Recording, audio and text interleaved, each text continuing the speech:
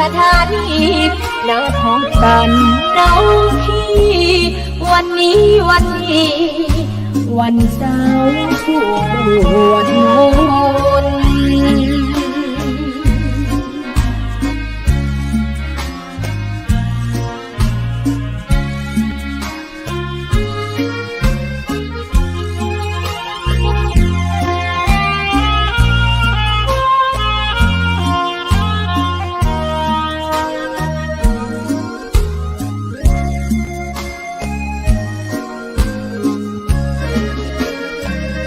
เสียงคลื่นธรรมบอกหลักธรรมให้คลายความเหงาฟังเสียงธรรมะเบาบอกเล่าถึงคนบ้านไกลสื่อธรรมะบอกลดละระหว่างหัวใจสื่อไปถึงสวงในเข้าใจหลักธรรมหลักดีเพลงธรรมผูกสัมพันธ์จิตใจร่าเริงฟังสาระธรรมะบันเทิงรื่นเริงในชีวิตยามวันว่างเดินทางไปเยี่ยมสถานีนัดพบกันน้องพี่วันนี้วันเสาร์สวดมนต์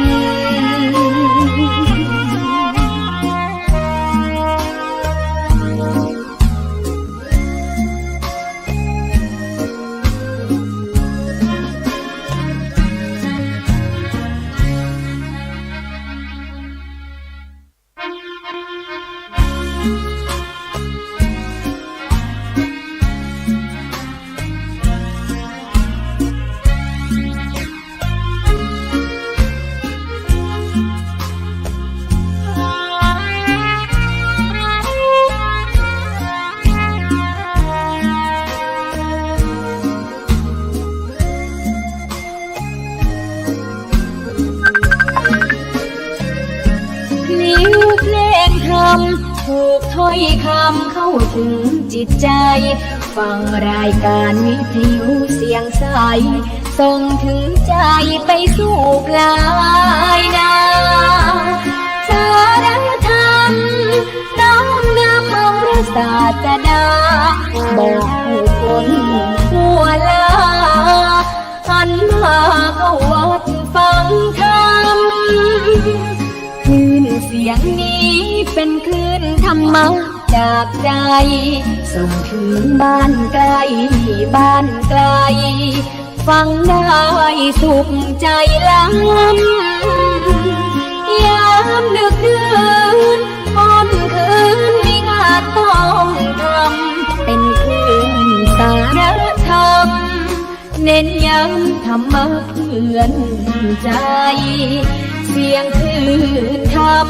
บอกหลักธรรมให้คลายความเหงาฟังเสียงธรรมะเบาบอกเล่าถึงคนบ้านไกลสื่อธรรมะบอกลดละระหว่างหัวใจสื่อไปถึงสวงในเข้าใจหลักธรรมหลักดีลิ้วเพลงธรรมผูกสัมพันธ์จิตใจร่าเริงฟังสาระธรรมะบันเทิงรื่นเริงในชีวิตยามวันว่างเดินทางไปเยี่ยมสถานีนัดพบกันน้องพี่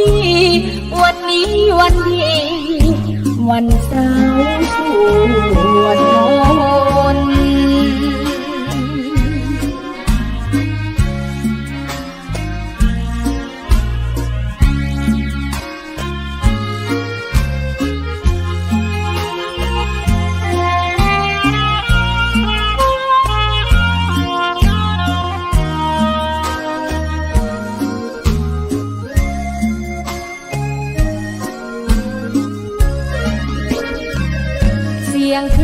ขอนอบน้อมต่อพระรัตนตรัยแก้วเจ้าสามประการ น้อมเอาคุณพระพุทธเจ้าคุณพระธรรมเจ้าคุณพระสังฆเจ้าคุณพระอรหันตเจ้าอริยสงฆ์เจ้าจุตนจุองค์ได้เมตตาแผ่ปรมีมาเป็นนวโลกุตรธรรมปกเกล้าเกษาปกห่มหักษาครูบาอาจารย์พระมหาเถระพระเทรานุเถระเปื่อนสหธรรมิกสหพรหมจารีทุกรูปทุกองค์โปกห่มหักษาศรัทธาสาธุชนคนดีเท่าแก่อีป่ออีแม่ตั้งหลายที่ติดตามรับฟังรายการเสียงธรรมยามค่ำยามคืนของวันอังคารวันนี้อังคารที่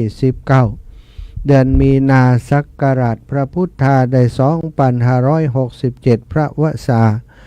วันนี้อาตมาภาพพระมหาสมชาติชาตปัญโยรับผิดชอบดำเนินรายการ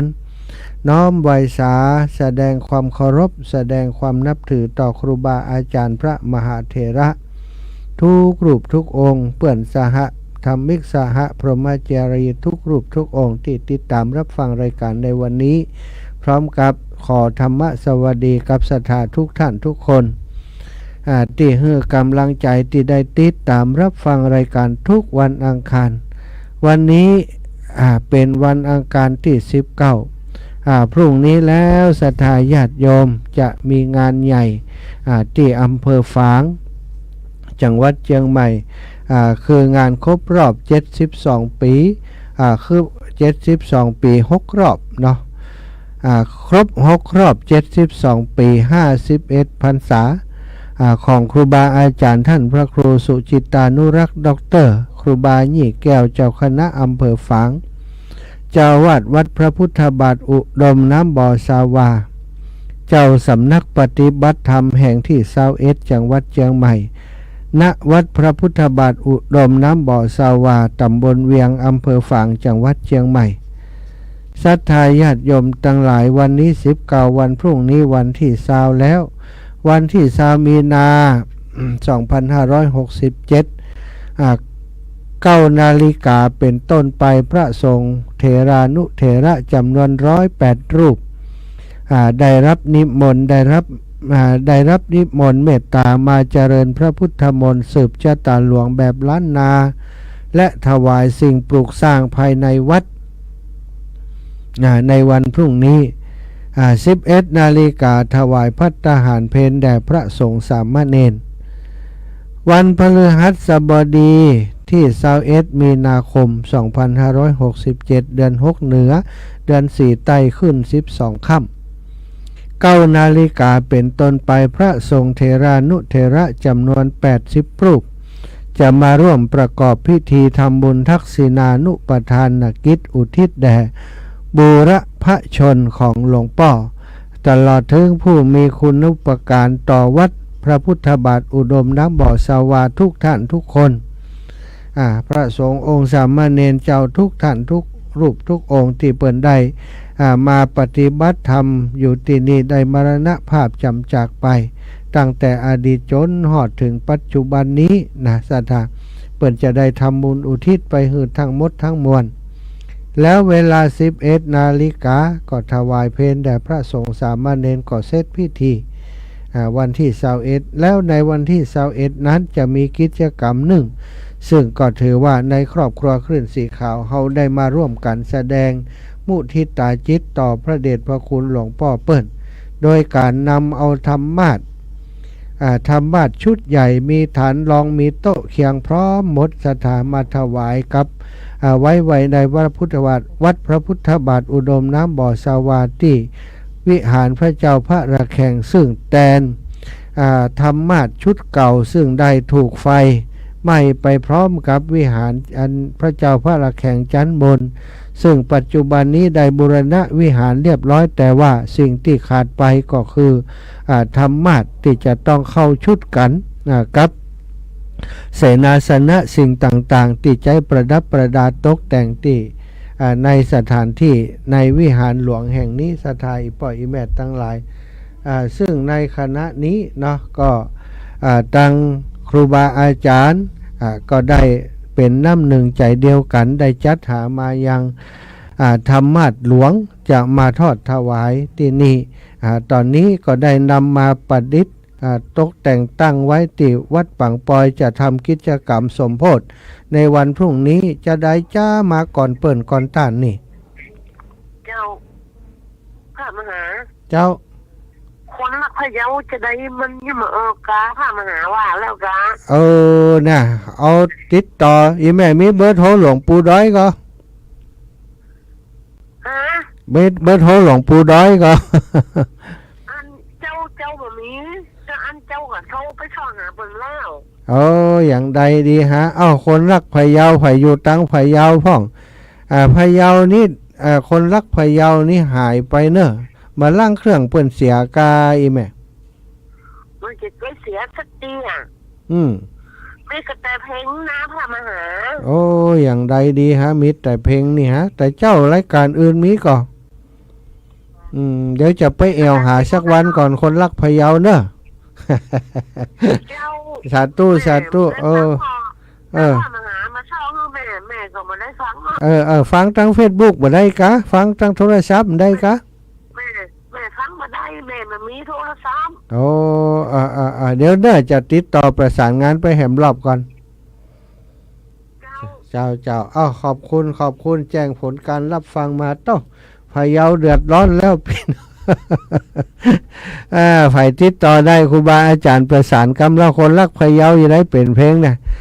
บาลังยกเลิกการติดต่อเสร็จแล้วก็คนรักพะเยาอย่างใดกัน อาจจะมีปัญหาทางเทคนิคอย่างสักอย่างเนาะสถาญาติโยมเปิ่นเคยฟังประจำแล้วบ่ได้ฟังก็งุดงิดบ่ม่วนอกบ่ม่วนใจ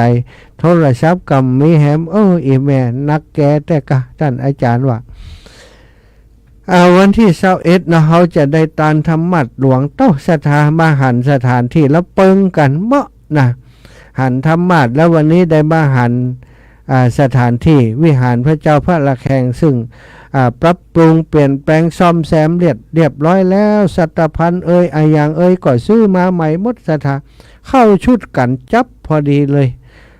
ธรรมัดก็ได้มีเอกลักษณ์เฉพาะตัวของคนที่เปิ่นทำให้งามศรัทธาญาติโยมเอามาตั้งมาจัดมาวางไว้ก็จะเหมาะกับวิหารพระเจ้าพระละแคงเลย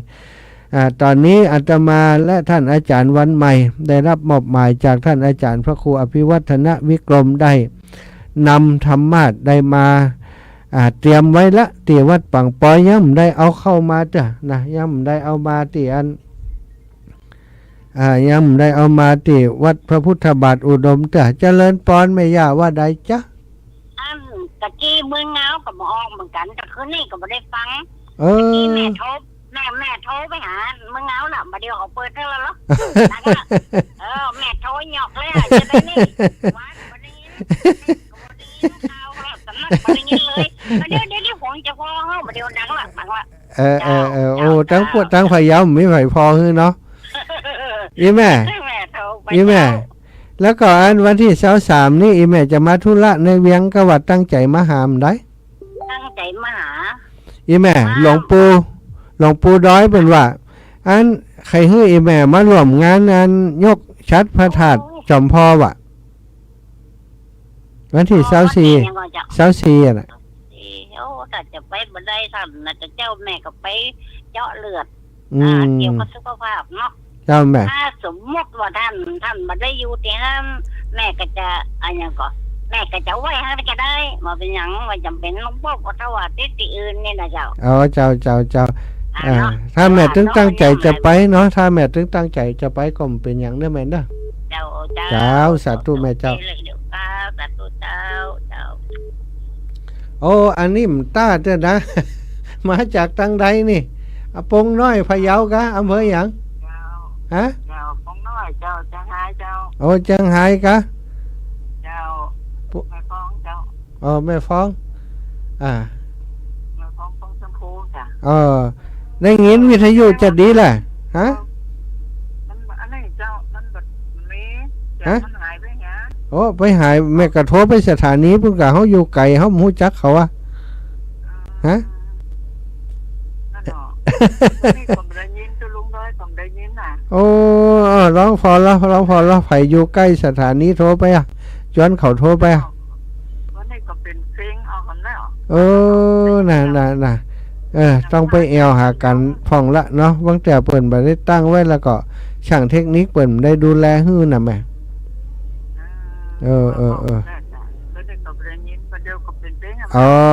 เดี๋ยวฝากหลวงปู่ดอยเนอะฝากหลวงปู่ดอยจิมหลวงปู่ดอยฟังอยู่ก็ดูแลฮื้อจิมหลวงโอ้น่ะหลวงปู่ดอยได้ยินแล้วสับแล้วเปลี่ยนหลวงปู่ช่วยประสานงานให้จิมเด้อหลวงปู่ครับสาธุโอ้ศรัทธาเปิ่นได้ฟังเปิ่นก็เดือดร้อนฮ้อนใจเต้นนะศรัทธาตะกี้ถึงไหนเนาะได้อันธรรมะหลวงมาตานให้เปิ่นแล้วตอนนี้ก็ได้สำรองใจไปเนาะสำรองใจไปเพราะว่าปัจจัยที่ศรัทธาญาติโยมหอมมานั้นก็ยังกระจัดกระจายอยู่บางของก็อยู่ที่หลวงปู่บางคนบางตีก็อยู่ที่ท่านอาจารย์ใหญ่ท่านพระครูอภิวัตรบางนี่ก็บางคนก็ฝากหอมมาที่อาตมาภาพแล้วก็บางคนก็ฝากหอมที่โยมแม่จงดีเชื้อกันทาก็จะได้เอามารวบรวมกันแห่มกรรมนะศรัทธาญาติโยมก็คาดหมายว่าคงจะกุ้มจะปอละเนาะปัจจุบันนี้อาตมาภาพเป็นภาระเป็นธุระสำรองจ่ายไปก่อนสำรองจ่ายไปวางมัดจำเพื่อเปิ่นทำเพื่อ20,000บัดเดียวนี้ก็ได้จ่ายตีเปิ่นทำเสร็จเรียบร้อยแล้วไปหับของแต่เจ้าก็จ่ายให้เปิ่นแถม40,000เนาะผ่านทางครูบาอาจารย์เปิ่นเป็นผู้ดำเนินการท่านอาจารย์พระครูอภิวัฒนวิกรมอาตมาภาพก็โอนไปให้อาจารย์ก็โอนไปให้กับช่างเพราะเปิ่นเป็นผู้ทำการเนาะติดต่อประสานงานให้ท่านอาจารย์ได้รับทราบได้ดูแลก็ได้สำรองจ่ายไปแทนศรัทธาญาติโยมแทนครูบาอาจารย์ก่อนเพราะตอนนี้เงินของเฮาก็ยังกระจัดกระจายอยู่ยังบ่เป็นน้ำแล้วเด้อก็คาดหมายว่าตอนนี้ที่มาที่อาตมานี้แล้วนะศรัทธาปล่อยแม่ตั้งหลาย38,849 บาทตั้งปลาย849แต่ว่ายังบ่ครบเลยนะ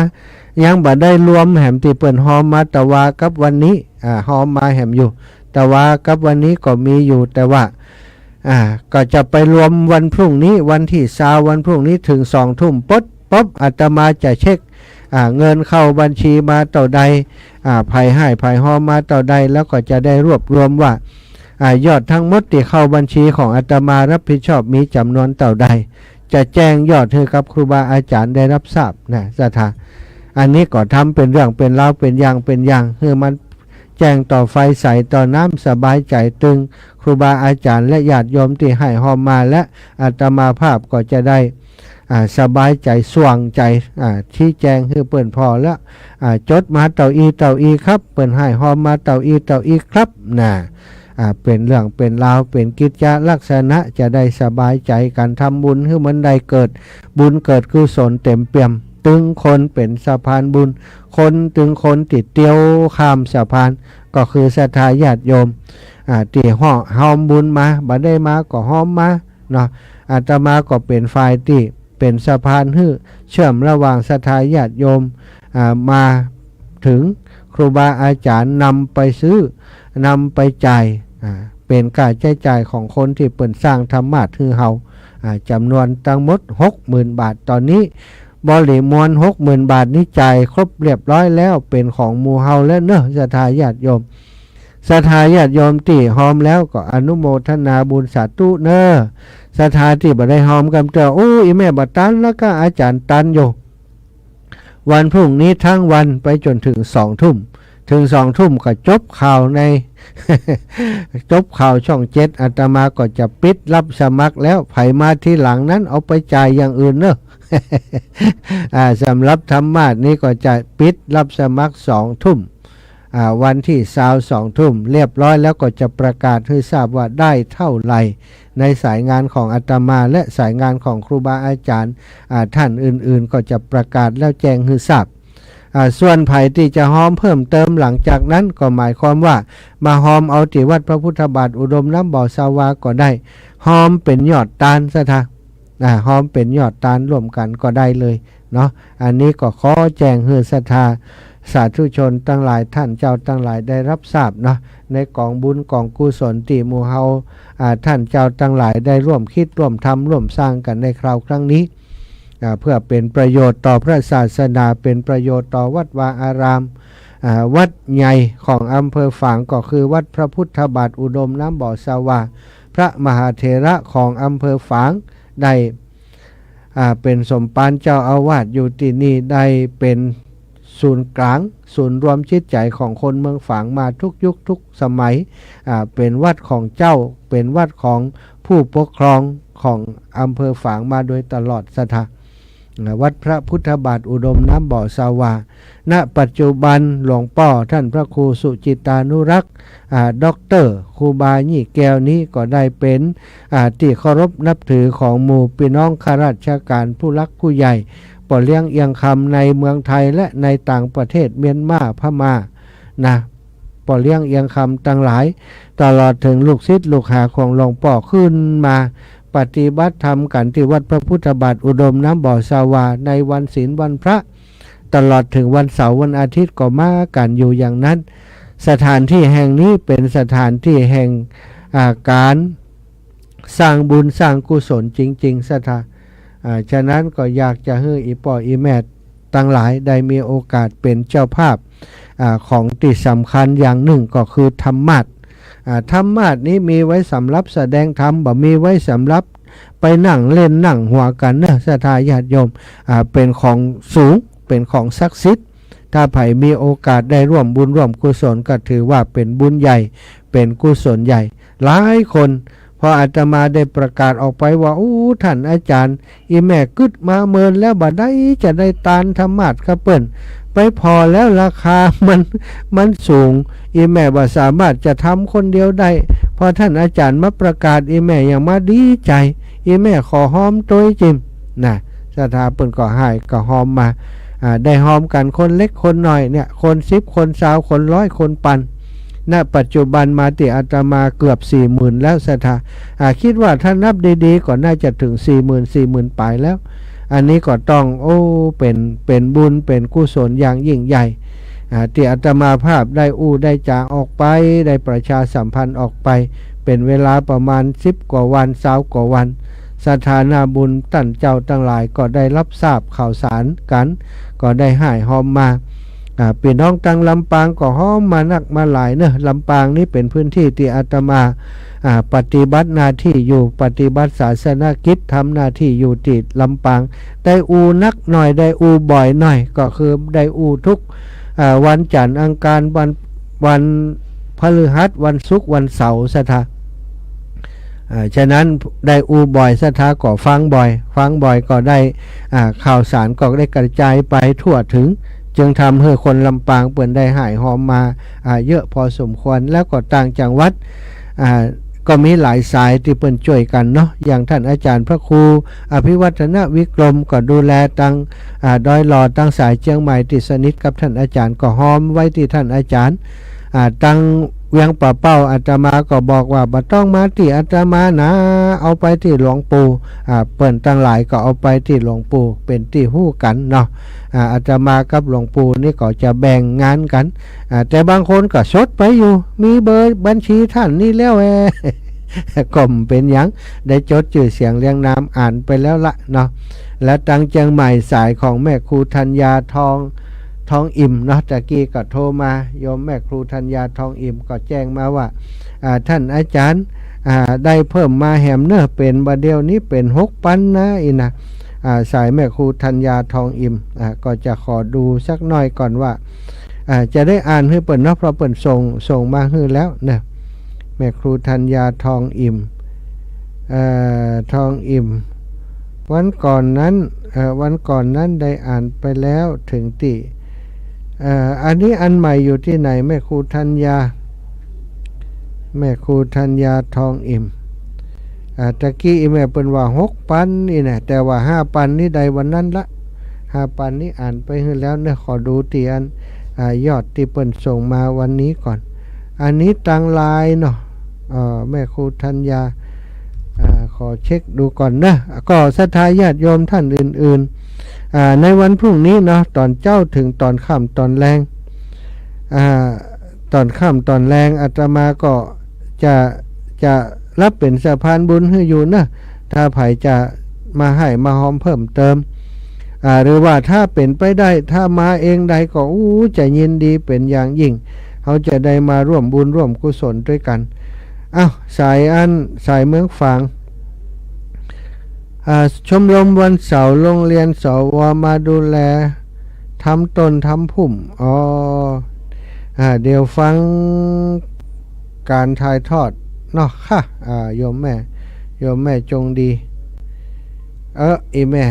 แม่เพิ่มเติมมากะแม่ปราณีห้วยฮีเจ้าอันแม่สวิงบ้านสีดอนชัยนะเจ้าแม่สวิงสีดอนชัยแต่เจ้าเปิ่นโทรมากำนะเจ้าเปิ่นว่าหอมทำหมัด200แล้วฮื้อค่าจานการน้ำมันลด100แม่สวิงสีดอนชัยเนาะจะแต่เจ้าเปิ่นจะมาตัวเนาะเปิ่นจะเอามาตัวเลยกะก็ว่าโอนมาแล้ว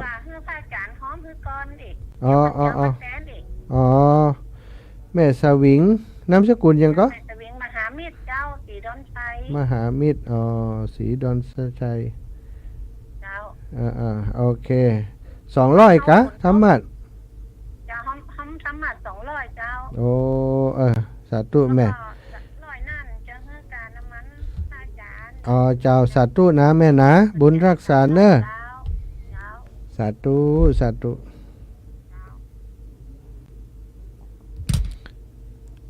แล้วก็มีสายติมาตั้งของโยมแม่จงดีเชื้อกันทาโยมแม่จงดีเชื้อกันทา13,000 บาทประมาณ 13,000 บาทแล้วนะในขณะนี้แล้วก็สายหลวงปู่ดอยก็ประมาณ 15,000สายท่านอาจารย์ใหญ่ก็ประมาณพระครูอภิวัตรก็ประมาณ 10,000เนาะรวมไปรวมมาก็แล้วก็น่าจะเกินละที่อาตมานี่ 40,000 50,000 60,000 60,000 70,000เอาศรัทธาได้ยอดไปถวายได้ตึงธรรมะได้ตึงยอดตาลด้วยเนาะปีนี้นะนี่เป็นอันหนึ่งน้ำหนึ่งใจเดียวอันหนึ่งอันเดียวกันจะได้ไปหอมให้ไปหอมเป็นยอดตาลด้วยจะได้มาสนับสนุนกิจกรรมของสถานีวิทยุวัดพระพุทธบาทอุดมน้ำบ่อสาวาโดยสถาญาติโยมเพราะว่าสถานีวิทยุของเฮานี้ก็เป็นสถานีวิทยุบริการสาธารณะนะบ่ได้มีโฆษณาบ่ได้มีรายได้จากแหล่งอื่นเลยก็อาศัยรายได้จากสถาญาติโยมแล้วก็กิจกรรมแบบเนี้ยปัจจัยที่เฮาได้ร่วมกันซื้อธรรมะมาก็ดีเป็นยอดตาลให้หลวงพ่อก็ดีจะได้มอบให้หลวงพ่อใจตามอัตยาศัยในการดูแลสถานีตัวเนาะสถานทั้งหลายสถานีวิทยุคนรักพะเยาบอกออกเจ้าเนี่ยแม่ทองซิดดวงพยศถ้าติดตามติดต่อได้ก็ช่วยติดต่อเจมเนอะโยมแม่อันทองซิดเนาะโยมแม่ทองซิดนี่สามารถฟังจากอันนี้ได้นะแม่ทองซิดนี่ถ้ามี Facebook เนาะก็สามารถฟังจากFacebook ได้หรือว่าถ้าฟังจากทางไลฟ์สดก็ได้นะไลฟ์สดทาง Facebook หรือว่าฟังทางทางสื่อออนไลน์ของวิทยุคลื่นสีขาวของเฮานะแม่ฟังได้เนอะกดเข้าไปฟังจ่างหู้เนาะ กดเข้าไปเลยแม่ทองซิดส่งไปให้แล้วเนอะแม่ทองซิดกดไปที่อันนั่นนะเสาร์อาทิตย์นะเรดิโอนะเข้าไปพอได้เข้าไปฟังได้แม่ครูธัญญาถ้าแม่ฟังอยู่ถ้านี่แม่ครูธัญญาส่งมาแล้วแม่ครูธัญญาจำนวนทั้งหมด 6,699 บาทในสายงานของแม่ครูธัญญาทองอิ่มนะแม่ครูธัญญาทองอิ่ม6,699 บาทซึ่งก็ มีแม่อุ้ยหม่อนเพนพักทองอิ่มแม่ครูธัญญาทองอิ่มแม่คุณแม่สุริรัตน์อุ่นอุโมงค์คุณแม่ครูปราจินสัตยมงคลคุณแม่จีระนันท์สิงห์มโนพร้อมลูกหลานคุณแม่ครูสุพีไตรเดชพร้อมลูกหลานแล้วก็แม่ลำดวนคุณแม่ลำดวนสุมาณะพระครูวินัยทรสมบูรณ์สุภาจาโรคุณแม่กมลวันพูนวิวัฒน์คุณแม่ครูนงเยาอาสนะมิสเตอร์คริสตันคอปเปอร์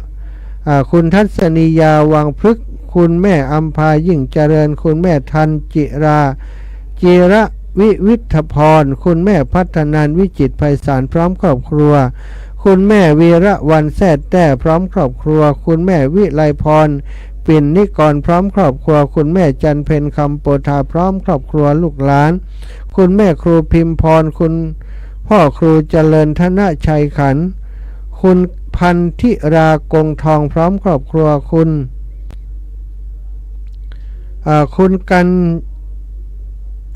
กันชยพัฒน์สิริจันทรานนท์แล้วก็คุณแม่วรัญญาพวงมาลัยคุณแม่นุชลินทมินเหมยคุณแม่บัวน้ำกุลกันคุณแม่อาพรนูเนตรคุณแม่ครูสังวานแสนเรืองพร้อมครอบครัวลูกหลาน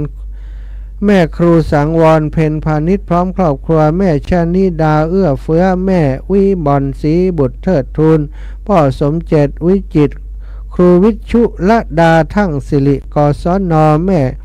จุไรสุวรรณสุโขพร้อมลูกหลานคุณจิรพงศ์คุณจันแรมแก้วกิริยาคุณกิตติยากรคุณกนกแก้วกิริยาคุณแม่ครูจุธามาศวงศิริกศนคุณลัคนากระพันพงศ์สกุลพร้อมครอบครัวลูกหลานคุณแม่ดาวพระสุขพัฒนาเจริญแม่ครูนิจนาถแก้วทับทิมคุณปัญจาพรกมลนฤเมธคุณแม่เหรียญทองตาณขันธ์อาจารย์สังวรฟองคำคุณทิติชยากรอินทอดคุณชนิดาเอื้อเฟื้อคุณธนาสิทธิ์อินทโนรัตน์รวมยอดปัจจัยทั้งหมดสายโยมแม่ครูธัญญาทองอิ่มแม่ครูธัญญาทองอิ่ม6,699ก็เจ๊สิเนาะ99ก็บาเดียวนี้6,700อีกนะแหม300ก็จะเป็น7,000สายแม่ครูอนุโมทนาบุญกับแม่ครูเนอะอันนี้โอนมาเรียบร้อยแล้วโอนมาเรียบร้อยแล้ว6,699รับทราบอนุโมทนาบุญนะศรัทธาญาติโยมที่ให้หอมมาแล้วก็ที่กำลังให้หอมมาที่ให้หอมมาทุกท่านทุกคนฮับปอนเนอะสาธุสัพพิติโยวิวัชชันตุสัพพะโรโควินัสสตุมาเตภวัตวันตารายโยสุขีทีคายุโกภวะอาภิวาทนาสีลิสานิจังวุธาปจายโนจตารโรธรรมาวทันติ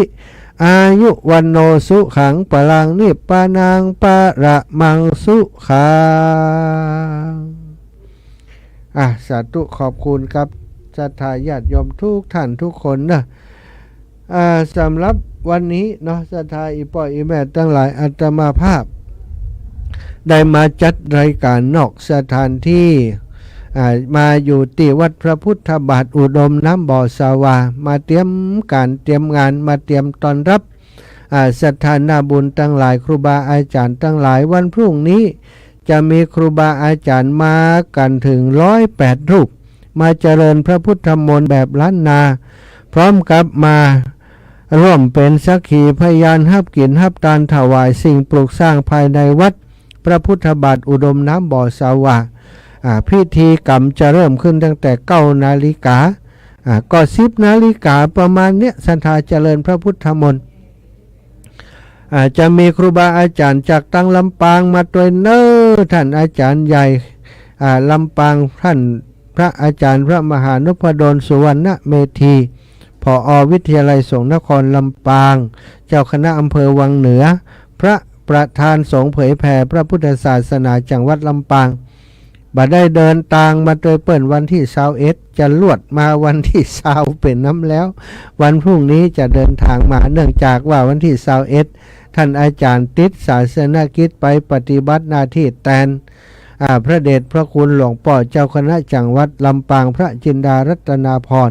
มอบหมายให้ไปประชุมที่กรุงเทพมหานครก็ต้องมอบหมายมาก็ต้องไปในฐานะของฝ่ายการศึกษาเนาะฝ่ายเผยแพร่ก็ทำหน้าที่ของท่านมาร่วมวันที่21บ่ได้ท่านอาจารย์ก็เลยจะมาก่อนวันที่20ก็คิดว่าน่าจะมาตันร่วมพิธีในช่วงของตอนเจ้าเนาะศรัทธา วันพฤหัสบดีที่21นะศรัทธาปล่อยแม่ทั้งหลายเป็นวันที่สำคัญอีกวันหนึ่งจะเป็นพิธีทักษิณานุปทานกิจเริ่มตั้งแต่9 นาฬิกาเป็นต้นไปพระสงฆ์80รูปร่วมในพิธีจะถวายพระทหารเพลแด่พระสงฆ์สามเณร11 นาฬิกา9 นาฬิกา30 นาทีเขาจะถวายธรรมาสที่เขาได้เอานำมาจากวัดปางปอยก็จะมาถึงที่นี่ประมาณ9 นาฬิกา30 นาทีที่วัดปางปอยกิจกรรมที่เขาจะทำกันเนื้อศรัทธาญาติโยมทั้งหลายก็จะมีกิจกรรม18 นาฬิกานั้นจะเป็นการทำวัดสวดมนต์เย็นเจริญพระพุทธมนต์สมโพธิธรรมาสชุดใหญ่ที่เขานำมาเนี่ยจะลองสมโพธิกันที่หั่นก่อนเป็นคำรบแรกในนามของครอบครัวคลื่นสีขาวจะมีพระสงฆ์องค์สังฆเจ้าคลื่นสีขาวของเฮามาเจริญพระพุทธมนต์ทำวัดสวดมนต์และเจริญพระพุทธมนต์จากนั้นก็จะเป็นกิจกรรมธรรมสัญจรตั้งแต่20 ทุ่มไปจนถึง3 ทุ่มเนาะทุ่มปลายนะตั้งแต่ทุ่มไปถึง3 ทุ่มก็จะเป็นกิจกรรมธรรมสัญจรครูบาอาจารย์พระนักเผยแผ่ได้มาพบปะกับศรัทธาญาติโยมแล้วก็จะจับฉลากรางวัลศรัทธาญาติโยมทั้งหลายไผโอ้ทุวิทยุอีแม่มันเครื่องมีเครื่องเดียวลูกกันไปลูกกันมา อยากจะได้2 เครื่องมาเนอะหลวงปู่ดอยจะเอามาจับสลากตัวแล้วก็มีอย่างอื่นตัวเนอะศรัทธาจะมาเป็นของแจกของรางวัลศรัทธาญาติโยมทั้งหลายติดตามรับฟังรายการจะมีของบรรณาการจากครูบาอาจารย์มามอบให้ศรัทธาญาติโยมโดยวิธีการของการจับสลากถ้าเอาแจกกันซื่อๆนี่มันบ่ม่วนนะศรัทธาต้องกำสลากของไผ่ของมันไผ่จะโชคดีได้อันใดบอกว่านะไผ่จำได้อย่างเลยก็แล้วแต่ โชคไผ่โชคมันแต่โชคนี้บ่ได้ซื้อหานะแต่เจ้าเอาอันธรรมาสไปไว้ที่วัดปังปอยแล้วก็โซดลงไปหาแม่มีชัยพิญโยภาสเขาที่ตั้งลุ่มแม่อามกรดคำเนาะแม่มีชัยพิญโยภาสแม่มีก็ได้เตรียมของไว้นะศรัทธาแม่จะเอาไปจับสลากตัวนี่อาจารย์นี่ล่ะ มีอยู่หลายชิ้นเหมือนกันเนอะโอ้ของใหญ่ๆทั้งนั้น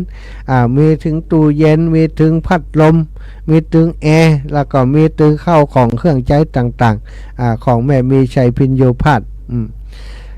อันตู้เย็นเคลื่อนที่เนอะศรัทธาญาติโยมโอ้มจะว่าไปวันผูกไหนตู้เย็นนี่นะปะเห็นว่าไปพอเอาตู้เย็นเคลื่อนที่เป็นอย่างใดอันผูกไปพอเนอะที่วัดปังปอยจะเริ่มกิจกรรมตั้งแต่ตอนบ่ายไปเนอะศรัทธาบ่ายประมาณ3-4 โมงครูบาอาจารย์มาถึงก็จะได้ตบแต่งประดับประดาธรรมาสประดับประดาธรรมาสแล้วก็กิจกรรมในตอนค่ำตอนแรงก็คือสวดมนต์ไหว้พระเจริญพระพุทธมนต์สมโพธิธรรมาสแล้วก็จะเป็นกิจกรรมธรรมสัญจรครูบาอาจารย์ได้เทศน์ให้ฟังคนละเล็กละน้อยแล้วก็จับสลากกันเป็นลำดับไปเสร็จก็ประมาณสัก3 ทุ่มจะได้พักผ่อนกัน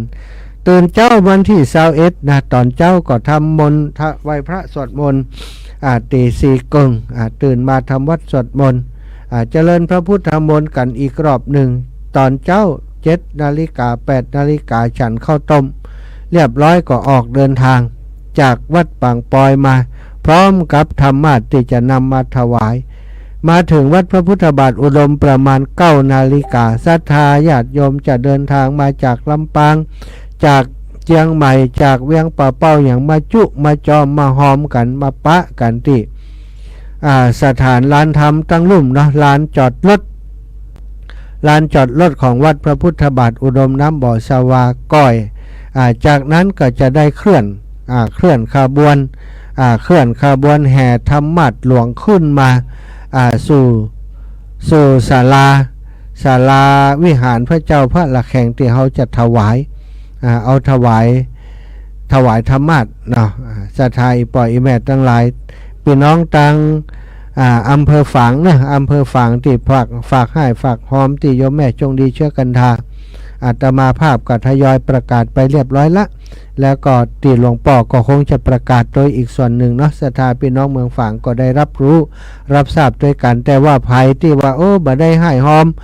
ผ่านโยมแม่จงดีกำเตือเพราะอยู่ใกล้นี้อย่างใดถึงจะไปอยู่แล้วก็มาปักต้นด้วยกันเนาะมาให้มาหอมพร้อมกันส่วนยอดตาลที่เฮาให้หอมสมทบที่วัดพระพุทธบาทอุดมน้ำบ่อสวาก็จะเอาเป็นยอดตาลทั้งหมดเนาะศรัทธายอดที่จะซื้อธรรมาสน์อย่างต่างๆนั้นก็คิดว่ารวบรวมกันที่วัดปังปอยก็คงจะเหลืออยู่อีกประมาณ10,000-20,000เท่าที่เช็คอยู่บัดเดียวนี้นะ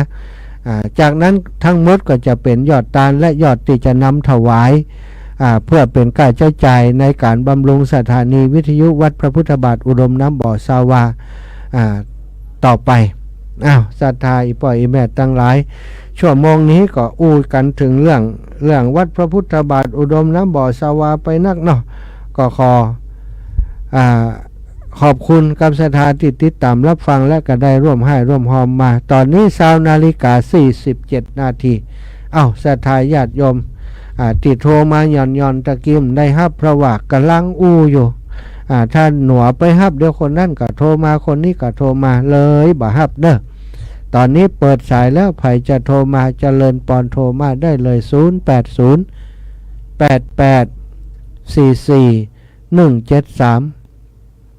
080-88-44-173ศรัทธาญาติโยมโทรมาได้เลยนะโทรมาได้เลย080-88-44-173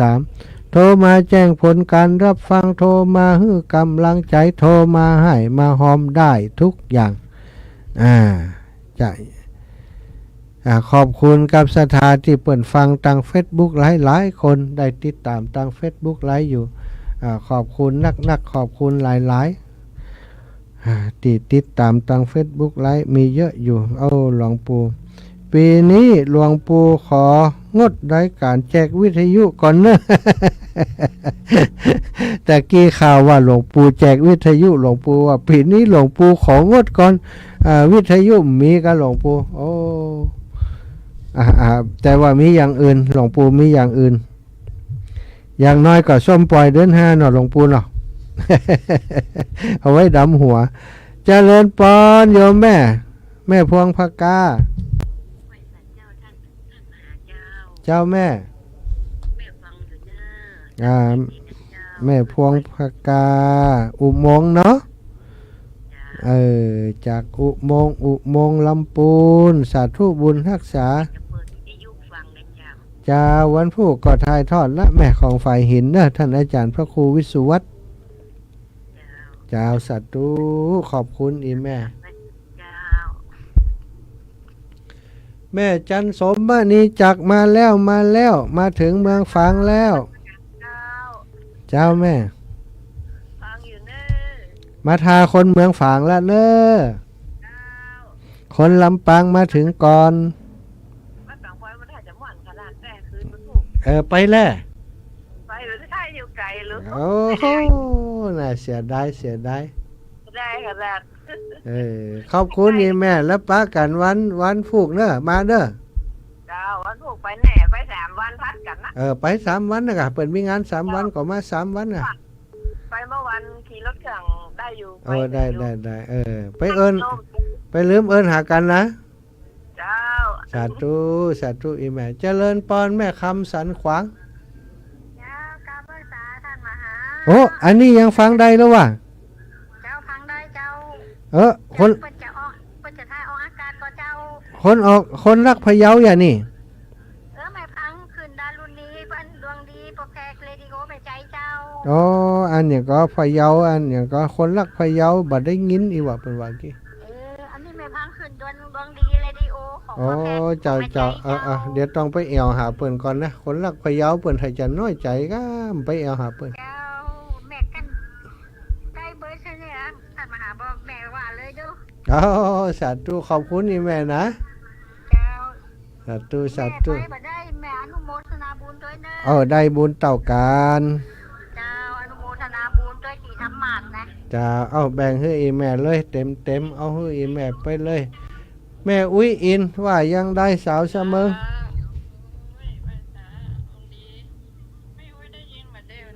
แม่วางเรดิโอเนาะวันดีเรามีกับเพลง เดี๋ยวดีแล้วเนาะ เจ้าคืนวันจันทร์ก็ได้ยินมีเพลงมีอย่างโอ้ โอ้ ได้ยินมาเดียวนี่เนอะ สาธุช่วยกันพอ เจ้าวันที่21ไปแน่นะเนอะ เจ้าแม่ ไปลืมเนอะไม่อุ้ยเตรียมน้ำมันไปแล้วนะ จ้าเจ้า เจ้าไปซะเจ้า แม่มาบ้านนากลางลีละปูนโอ้แม่ย่า ไปสาเจ้า เจ้าเจริญปอนโยมแม่ ให้ปลาไปได้นะ มาบ่ได้แหมบ่หายไปเสียงเป็นคนที่สาม เป็นคนพิการบ่เป็นหยังอนุโมทนาเอาเนอะเป็นแฟนรายการอนุโมทนาเอาได้บุญเต่ากันอีแม่เจ้าสาธุแม่มาบ้านกลาง3516ไปสาเจ้า เจ้าอันนี้ได้เบอร์ใหม่แหมแล้วกันนี่ไปเติมเน็ตมันได้ใหม่แล้วเห็นแล้ว มีกับเบอร์ใหม่ ได้ใหม่ทุกเดือน คนมีตังค์นี่อย่างอีเนาะเปลี่ยนโทรศัพท์ติ๊กอันเก็บกำลังใจไปเนอะข่าวนี่นะ อีแม่มได้มากะ เจ้าตอนนี้ไม่ได้ไปเตื้อ มันเป็นยังอีแม่หอมมาแล้วเหรอ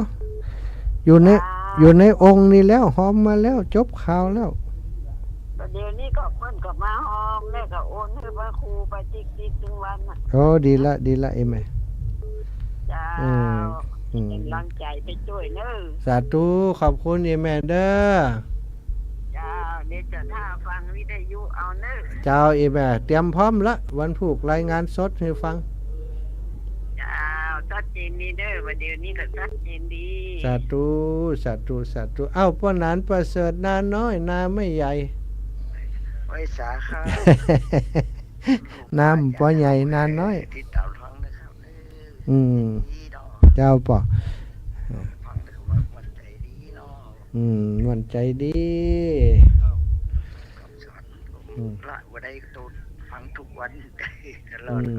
จ้าป่อ เรากำลังใจให้ลูกได้อยู่ดีมีสุขอันยังวันยังเนาะพวกเราใส่แกบอกต่อไปครับ สาธุ รักษาความดีในทุกลูกครับ สาธุป่อขอบคุณอีปอนเนอะแม่มะลิวันพิเคราะห์งาน มันผูกปะกันแล้วเนาะ นะกะก็เติงหาอีแม่เนี่ยอันอีแม่เฮาไปเสาะหาชื่ออีแม่ในโทรศัพท์นะเฮาจะโทรหาแต่เจ้าเฮาพิมพ์มอ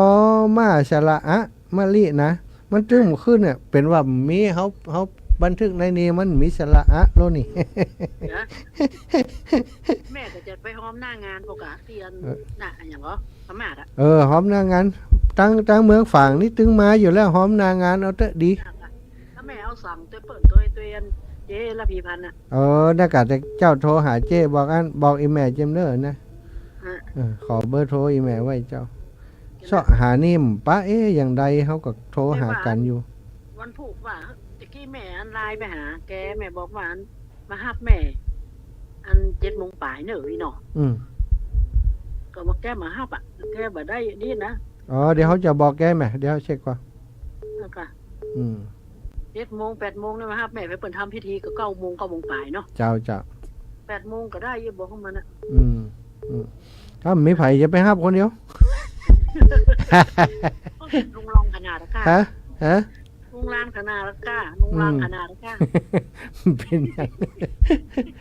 สาธุนะแม่นะ เจ้าเจ้าเจ้าเจ้า อ้าวแม่มะลิวันพิเคราะห์งานแม่สุทัศน์แม่วางเชียงใหม่แม่หลงบ้านบวกลีละปุนอ้าวแม่บุญปันมาแล้วนึกว่าคนนั้นห้อยงูไหนมันโทรมา เจ้าโห ฮะ กว่าจะติดอีกโอ้โห กว่าจะติดอีก เจ้า ติดยากติดเย็นกะ เขาอย่างไรก็แบบติดเย็ อันผูกไปแอวก็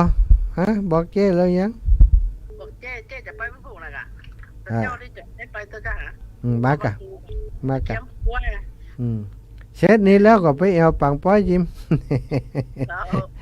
เดี๋ยวชวนเจ๊ก่อน ไปแอวปังป้อยให้กำลังใจพี่น้องปังป้อยของ พี่น้องปังป่วย เนาะ เจ้า เจ้าสาธุนะแม่นาผูกปักกัน เจ้ามาตู้ลุงอย่างนี้มาตนเดียวเหรอว่ามาตู้ลุงอย่าง มาตนเดียวโอ้หมู่นั่นนี่เปิ้นน่ะไกลงานเปิ้นน่ะเปิ้นเฮานี่มันหน่วยหน้าลูกหน่วยรบพิเศษ หน่วยรบพิเศษหน่วยเคลียร์พื้นที่เจ้าอีแม่มันผูกปักกันนะวันผูกจะได้กินอันอย่างก็แม่อันฮะข้าวซอยอ๋อมันถือบุญกะสาธุป้าน้อยสมเพชรติดแล้วอีปอชัดเจนดีเนาะมาก็เบื้องฟัง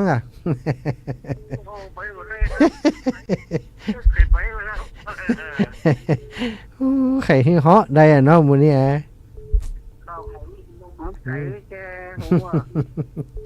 ไก่เตกะอีปอมาวันคำมื้อน่ะฮะไว้แตนมื้อเอาบุญฝากมื้อเลยหับบุญไปเลยเด้อสาธุบุญรักษาอีปอนเด้อปอนน้อยสมเพชรเมืองน่านมีถึงปอนน้อยปอนนั้นนะทั้งเมืองน่านนี่แม่สุทัศน์แม่วางเอาหายไปเมินแล้วสบายดีกาสบายดีมันแม่ฝากท่านอาจารย์บรรยงไปแล้วเด้อเจ้าเจ้าสาธุอีแม่เจ้าสารแจ้งมาแล้ว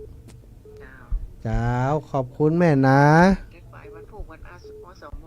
วันยุดมาได้เอาขอบคุณหลายๆสายสุดท้ายแม่หลงบ้านบวกอำเภอลี่ละปุนหลงอยู่เมืองลี่กะอยู่เมืองฝางเพ่มาหลงเมืองฝางเพ่หลงเมืองฝางปุ้นแม่ก็ไปแต่เด้อใครไปก็มาแล้วจะไปส่งกลับ อนุโมทนาเอาบุญอยู่บ้านเนอะอนุโมทนาเอาบุญอยู่บ้านเนอะสาธุเอ้าเจริญปอนแม่สายพินกัลยาหายไปเมินแต่ว่าเจ้าหายไปไหนขอกราบไหว้สามาจังค่ะเอ้าว่าไปอยู่ท่าสีมาขอบคุณจัดนักเนอะทางถ้ามาหาติสละเวลาคือธรรมะถึงบ้านเจ้าของสายพินอยู่บ้านตรงต้านขอบพระคุณจัดนักฟังคืนด้วย6.0เสียงดังฟังชัดดังแถวตรงต้านโดนใจที่เขาไปหาครั้งนี้เขาคือกำลังใจเนอะเจ้าขออนุโมทนาสาธุบุญด้วยจิมเนอะสาธุอีแม่บุญรักษาแม่เนอะเจ้าสาธุ เจ้าสาธุต้องคนบ้านเดียวกันโยมแม่สายพินแม่สุแก้วคำอ้วนศรีโพธาราม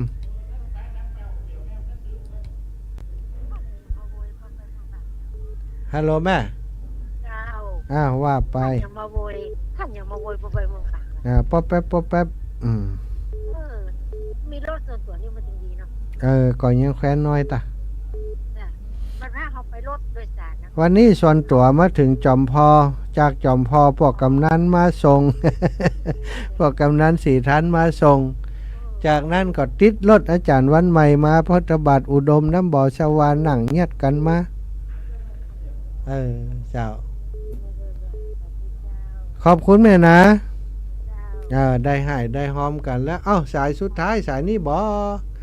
สำลิดนาเหลียงแม่สำลิด แม่ฟังยินนะ เราฟังอยู่เนาะฟังชัดเจนดีก้า ฟังชัดเจนดีเจ้า โอ้ดีแล้วพี่น้องเมืองน่านยังกับไก่กันเนาะคนหนึ่งอยู่เมืองฝางคนหนึ่งอยู่เมืองน่านดู เจ้า ว่าบักไก่กันจ้ะ เจ้า เอาละขอบคุณอีแม่เนอะ เจ้าไว้สารเจ้า สาธุเอ้าล่ำเวลาไป21:01แล้วเนอะสัทธา6204ได้เบอร์ใหม่จ้ะ เจ้า จากไหนแม่ ดอกได้เจ้า โอ้ดอกคำใต้สาวดอกคำใต้เด็กหญิงอะไร แม่วิไลพรหมโลก โอ้แม่วิไลหายไป70,000 เจ้าบ่ใครสบายเจ้า โอ้ตาบ่ค่อยดีเนาะ เจ้า อ้าวตาบ่ดีขอให้ใจดีก็ปอนเนอะฮะใจดีใจจุ่มอึกบึกอยู่ดีมีสุข พร้อมกับหลวงปู่ร้อยไปแล้วหลาย เจ้า นั่นหลวงปู่นี่จะฮับจากทั้งปุ้นมาหลายอยู่ เจ้า เจ้าขอบคุณแม่นะ เจ้า เจ้าสาธุจัตุแม่อนุโมทนาบุญป่อบุญมีชมพูนั่น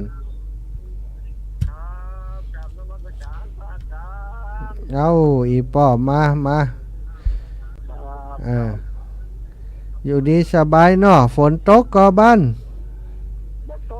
เต้าลำปางนี่ห้าวกันขนาดอีวะบัดเดี๋ยวนี้ ลำปางแตกไปแล้วบัดแจ้ละฝนตก เราอ่อนไปอบรมที่วัดบรรพตเนี่ย348 คนบัดเดี๋ยวนี้หนีเข้าห่มกันนะสาธุขอบคุณอีปอนเนอร์สำหรับท่านอื่นๆก็เดี๋ยวก่อยโทรมาแหมใหม่เนอช่วงนี้ขอพักกำแต่สาธุก็สาธุ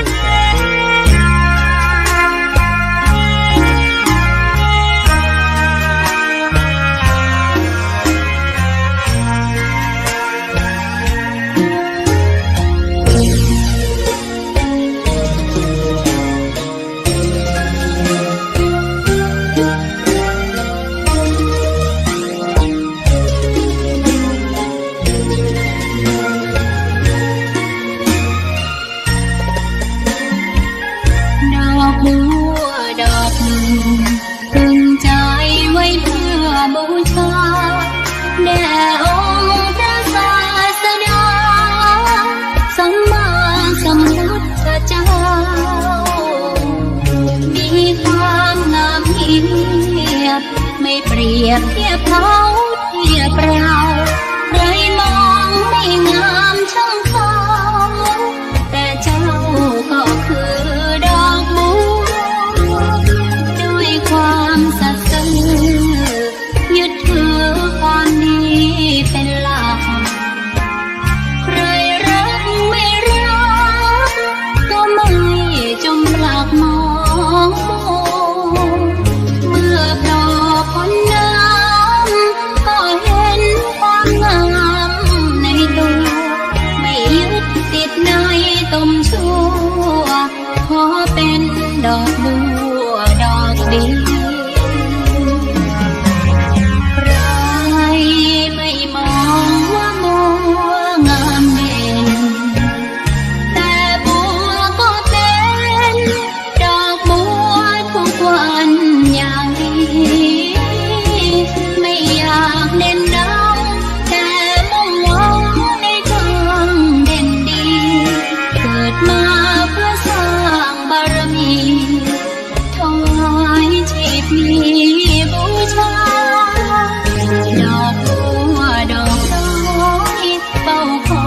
คนที่ใจบุญมาออกเอื้อเกื้อกูลรู้ค่าของบุญเก็บบัวขึ้นมาเพื่อสร้างความดีและสร้างบารมีดังว่าใช้ดอกบัวนี้บูชาพระสัมมาสัมพุทธพระองค์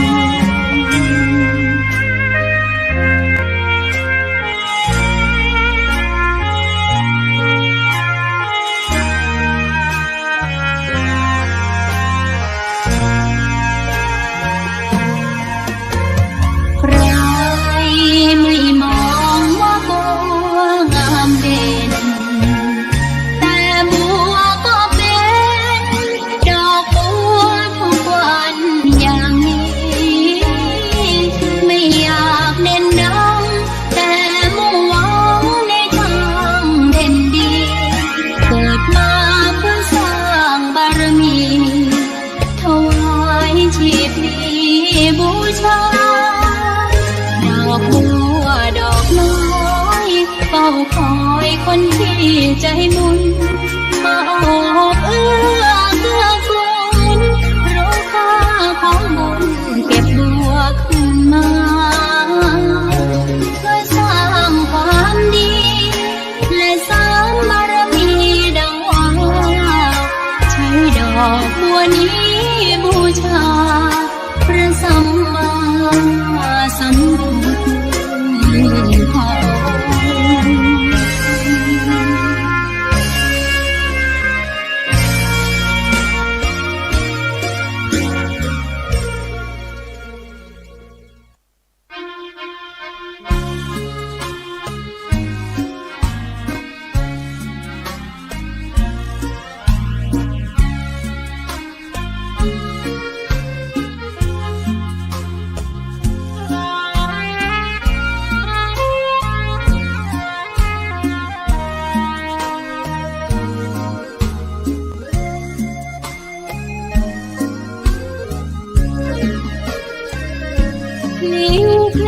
ระองค์ ผูกถ้อยคำเข้าถึงจิตใจฟังรายการวิทยุเสียงใสส่งถึงใจไปสู่ปลายนา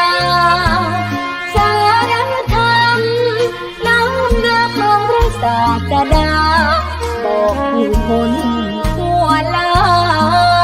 หันมาเข้าวัดฟังธรรมคลื่นเสียงนี้เป็นคลื่นธรรมะจากใจส่งถึงบ้านไกลบ้านไกลฟังได้สุขใจล้ำยามดึกดื่นค่ำคืนมีงานต้องทำเป็นคลื่นสารธรรมเน้นย้ำธรรมะเพื่อนใจเสียงคลื่นธรรมบอกหลักธรรมให้คลายความเหงาฟังเสียงธรรมะเบาเบาบอกเล่าถึงคนบ้านไกลสื่อธรรมะบอกลดละแล้ววางด้วยใจสื่อไปถึงห่วงในเข้าใจหลักธรรมหลักดีเลี้ยงเพลงธรรมผูกสัมพันธ์จิตใจร่าเริงฟังสาระธรรมะบันเทิงรื่นเริงในชีวิตยามวันว่างเดินทางไปเยี่ยมสถานีนัดพบกันน้องพี่วันนี้วันดีวันเสาร์สวดมนต์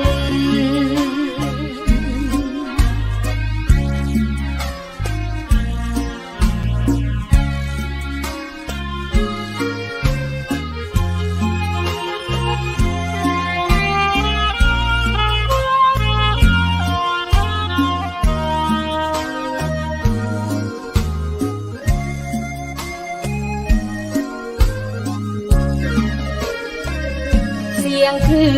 นธรรมบอกหลักธรรมให้คลาย ายความเหงาฟังเสียงธรรมะเบาเบาบอกเล่าถึงคนบ้านไกลสื่อธรรมะบอกลดละและวางด้วยใจสื่อไปถึงสวงในเข้าใจหลักธรรมหลักดีพลิ้งเพลงธรรมถูกสัมพันธ์จิตใจร่าเริงฟังสาระธรรมะบันเทิงรื่นเริงในชีวิตยามวันว่างเดินทางไปเยี่ยมสถานีนัดพบกันน้องพี่วันนี้วันดีวันเสาร์สวดมนต์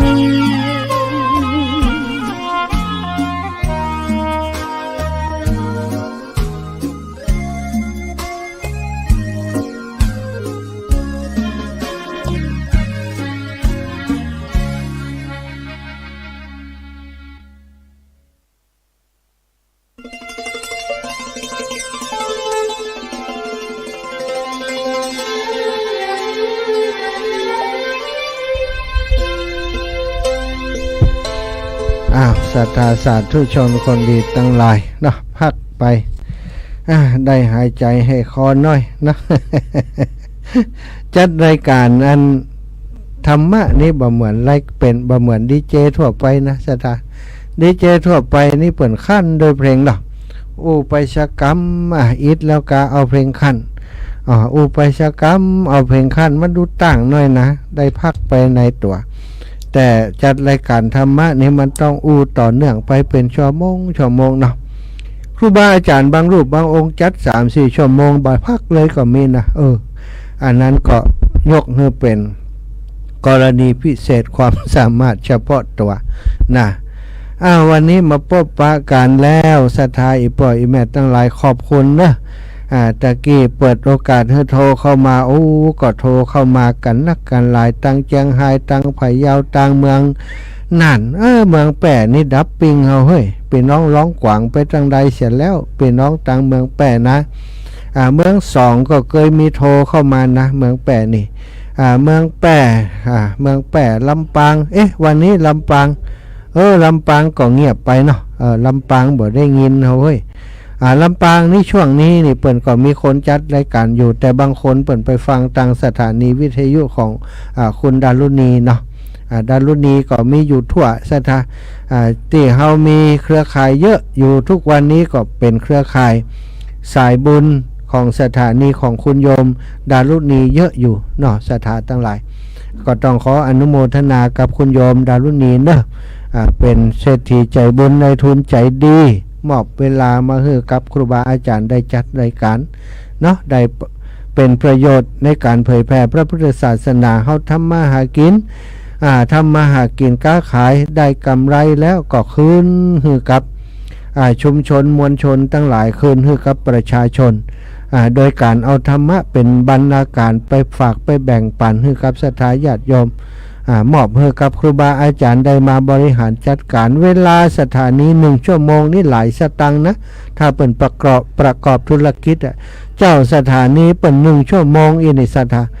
4-5 ปันเลยจะบอกให้นะนี่แต่ว่าสถานีของที่เปิ่นออกอากาศธรรมะบัดเดี๋ยวนี้บ่ได้คิดสักบาทสักสตังค์ออกค่าใช้จ่ายค่าน้ำค่าไฟเองบริหารจัดการโน่นนั่นนี่เองเครื่องลูกเครื่องเสือซ่อมเองศรัทธาบ่ได้เก็บจากเฮาซักอย่างก็ถือว่าเป็นบุญใหญ่ของเปิ้นเนาะอนุโมทนาบุญกับป่อเลี้ยงเอียงคำเจ้าของสถานีพี่น้องดีเจพี่น้องเจ้าหน้าที่ช่างเทคนิคทุกท่านทุกคนเฮือตันทั้งหลายได้บุญได้กุศลอย่างเดียวกับที่ครูบาอาจารย์เปิ้นได้นั้นเปิ้นทำบุญทำกุศลได้กันแสดงธรรมจัดรายการวิทยุสละเวลาอันมีค่ามานั่งจัดรายการฮับกินฮับทานพอบ่ได้ไปอาตมานี่ถ้าให้เลือกอาจารย์ไปสวดงานศพกำเนิดวันนี้ผมไปบ่ได้ครับเพราะวันนี้จัดรายการอาจารย์เนี่ยฮู้กันเลยเนาะกับครูบาอาจารย์เปิ้นก่อนนิมนต์ตอนอื่นไปซะท่า เลือกเอาคนเฮาเลือกทำในสิ่งที่เฮาชอบแล้วก็มันเกิดประโยชน์เนาะอาตมาเลือกที่จะอยู่กับศรัทธาญาติโยมได้เป็นเพื่อนกับศรัทธาญาติโยมในยามค่ำยามดึกแบบนี้ได้นำสารธรรมมาแบ่งปันวันนี้จัดรายการตะกี้ออกไปภาคทางนอกพบปะกับท่านอาจารย์ครูบาอาจารย์หลายรูปหลายองค์เป็นว่าอันนี้ตัวจริงเสียงจริงกะวะอันนี้อาจารย์สมชาติตัวจริงเสียงจริงกะวะเปิ้นบันแน่ใจว่าแม่นก็ก็จัดรายการทั้งในนี่อาจารย์หันงอนอยู่ย่ำใจตัวจริงเถอะค่ะ เปิ้นเคยฟังมาเป็นเมินมาแล้วเนาะเป็นติดตามรับฟังรายการเมินมาแล้วแต่บ่หันตัวกันกำเตือฟังแต่เสียงบ่ได้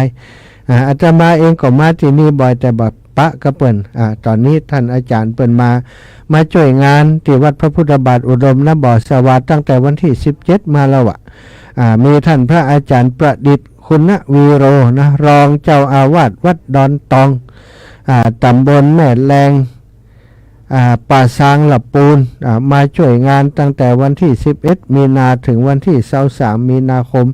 จะกลับวัดดอนตอง23บนวะสถาดุอันนี้นี่เ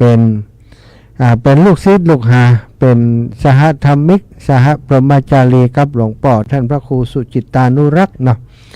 เคารพเลื่อมใสนับถือกันได้มาช่วยการช่วยงานตั้งแต่วันที่17แล้วนี่11ดูมาตั้งแต่วันที่11นะถึงวันที่23อนุโมทนาบุญกับท่านอาจารย์นะครูบาอาจารย์อีกหลายรูปหลายองค์เนาะช่วยกันจัดตกแต่งสถานที่บางพ่องก็มาช่วยกันยิบดอกยิบสวยยังตั้งนอกตั้งป่างฮะเนาะก็บัดเดี๋ยวนี้จำเป็นต้องช่วยตัวเองนะศรัทธาญาติโยมเนี่ยมันขำคืนอย่างอีเปิดมาบัดได้ครูบาอาจารย์ก็จำเป็นต้องช่วยกันห้างดาเครื่องกินควาตานต่างๆศรัทธาเอาละศรัทธาอีปล่อยอีแม่ตั้งหลายตะกี้ชั่วโมงแรกได้ได้จากกันไปถึงงานอายุวัฒนมงคลครบ6 รอบ72 ปี 51 พรรษาของหลวงพ่อท่านพระครูสุจิตตานุรักษ์ดร.ครูบายิ่งแก้วเป็นส่วนใหญ่เป็นส่วนมากบ่ได้จาเป็นสารธรรมสักน้อยเดียวเลยเนาะในชั่วโมงหลังนี้ก็จะขอนำสารธรรมมาฝากมาแบ่งปันศรัทธาอีปล่อยอีแม่ตั้งหลายบุคคลที่บ่เคยโดนนินทาบ่มีในโลกบุคคลผู้บ่เคยถูกคนดุด่าว่ากล่าวบ่มีในโลกศรัทธาญาติโยมคนเฮาจะดีปานใดก็แล้วแต่เถอะแม้แต่องค์พระสัมมาสัมพุทธเจ้าเป็นศาสดาเอกของโลกนับภาษายังโดนด่าศรัทธาญาติโยม ในพุทธประวัตินี่พระองค์โดนด่าหลายรอบนะพุทธประวัตินี่เดี๋ยวที่นางมาคันธิยาจ้างคนด่าก็รอบหนึ่งจ้างด่า7 วันนะศรัทธาดูพระจ้างคนตึงเมืองนะด่า7 วันคนที่เปิดฮับสตังนั่นนะไปด่าพระพุทธเจ้า7 วันด่าชนิดที่ว่าเป็นยังไปยังมาไอหัวล้นยังอ้นยังยังบาแปงเฮงมีอยู่ยังไปให้นากินมาลูกขอเข้าเพิ่นกินทำคุณงามความดีอย่างพ่องด่าสะปะสะเป็ดดำเป็นอย่างไปอย่างมาศรัทธาพระอานนท์พุทธอนุชาพุทธอุปถักเตตามพระพุทธเจ้าไปพอพระพุทธองค์โดนด่าอย่างอันพระอานนท์ก็โกรธแตนมุดแตนศรัทธาญาติโยมจวนพระพุทธองค์ว่าพระพุทธองค์เจ้าค่ะเก้ากับผมว่าเฮาไปจากที่นี้เถอะไปจากเมืองนี้เถอะนะเมืองนี้บ่ไหวแล้วมีแต่คนด่าพระองค์นะข้าพระองค์บ่ม่วนใจแต่พระพุทธเจ้าถามว่าอานนท์เขาด่าไผเขาด่าพระองค์พระเจ้าค่ะก็แล้วเธอจะเดือดร้อนอะไรอย่างสัตว์อานนท์เธอหันตถาคตเดือดร้อนเพราะคำด่ากะบ่หันพระเจ้าค่ะแต่ข้าพระองค์รู้สึกว่ามันบ่เหมาะสมที่จะด่าพระองค์บ่ได้มีความผิดอะไรอย่างอันนั้นยิ่งสำคัญอานนท์เฮาบ่มีความผิดเขาด่าเฮาความคำด่านั้นจะไปตกที่ไผอานนท์เธอสบายใจได้ ตถาคตขึ้นชื่อว่าพระพุทธเจ้าแล้วบ่มีไผที่จะด่าพระพุทธเจ้าเกิน7 วันไปได้หวาน อดทน7 วันศรัทธาญาติโยมป้นวันที่7ไปป้อจ้างไผกำไปล่ะพระนางมาคันธิยานั่นนะจ้างไผอันไปด่าพระพุทธเจ้าไผกำไปเอามาคนที่ด่าพระพุทธเจ้าเนี่ยโอ้เขาไปขอโทษไปกราบไปการให้พระพุทธเจ้ายกโทษให้อภัยบอกว่าบ่ได้มีเจตนาจะด่าเพราะว่านางมาคันธิดาจ้างมาพระเจ้าข่าวเอามาเปิดเผยพระพุทธองค์ก็ได้บอกว่าโอ้บ่เป็นโทษเป็นภัยนะเนาะแต่ว่าเธอทั้งหลายจงตั้งแต่นี้ไปจงปฏิบัติดีปฏิบัติชอบเธอทั้งหลายได้มาขอโทษก็ดีแล้วเฮาให้อภัยแล้วถ้าบ่อ่านนี้เธอจะต้องตกนรกมกใหม่แล้วก็เกิดเป็นคนใบแหมหลายจาดเพราะด่าคนที่บ่มีความผิดอะไรอย่างที่สำคัญก็คือถ้าเธอบ่มาขอโทษเนี่ยศีรษะของเธอนี่จะแตกเป็น7 เสียงในวันพรุ่งนี้ว่าอันโอ้หมู่ดังนั้นก็กลัวกันล่ะก็ไปอู้ให้คนทั้งหลายฟังกะโอ้หมู่นั่นก็ไปกล้าด่าอย่างหลักกันนี่ป้นวันที่7ไปแล้วจบข่าวเลยเหรอมีไผมาด่าพระพุทธเจ้าแหมเหตุการณ์ก็เป็นปกติไปซะท่าเรื่องอีกครั้งหนึ่งก็โดนด่าเหมือนกันนะพระพุทธเจ้าสมัยพุทธกาลก็มีพราหมณ์คนหนึ่งชื่อว่าอโกสกะได้ยินข่าวว่าเพื่อนของตัวเก่าซึ่งเป็นเพื่อนที่ฮักกันเป็นพราหมณ์เป็นคนสอนศาสนาอย่างเดียวกันเป็นเพื่อนที่ฮักกันเนี่ยซะท่า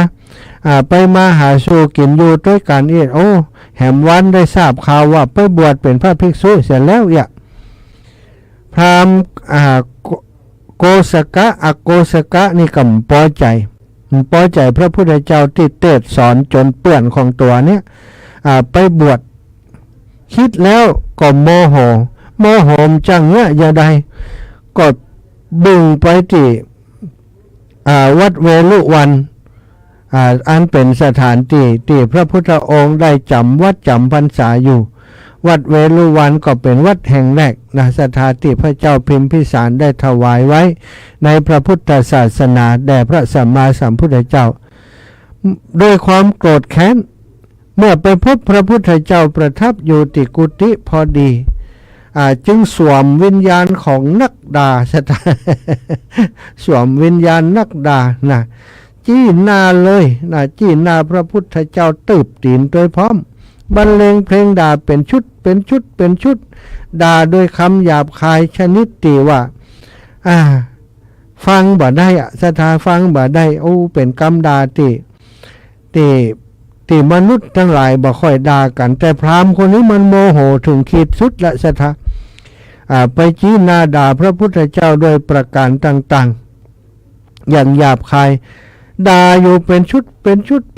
ศรัทธาจนกระทั่งมันเหนื่อยอิดเหนื่อยก็พักไปพระพุทธเจ้าบ่ได้สนใจนิ่งเฉยบ่ได้โตตอบอย่างสักอย่างบ่ได้แสดงกิริยาอาการยินดียินให้ต่อคำด่าของพราหมณ์นั้นพราหมณ์นั้นพอพระพุทธเจ้าบ่ได้ยินดียินให้บ่โตตอบอย่างสักอย่างก็ซ้ำโคตรนักขึ้นไปแหม โคตรนักขึ้นไปแหมเสาะน้ำมากินน้ำแล้วหายอิดหายเหนื่อยด่าต่อแหมจะด่าเมื่อพราหมณ์มันหายเหนื่อยแล้วมันก็ด่าต่ออีกชุดหนึ่งแถมท้ายแต่ในที่สุดก็ยังว่านะศรัทธาคนที่โมโหคนที่ด่านั่นนะเวลาด่านี่มันจะอารมณ์ปกติเราศรัทธามันต้องเอวขึ้นเสียงเวลาคนที่เอวขึ้นเสียงแล้วว่าปากออกไปเนี่ย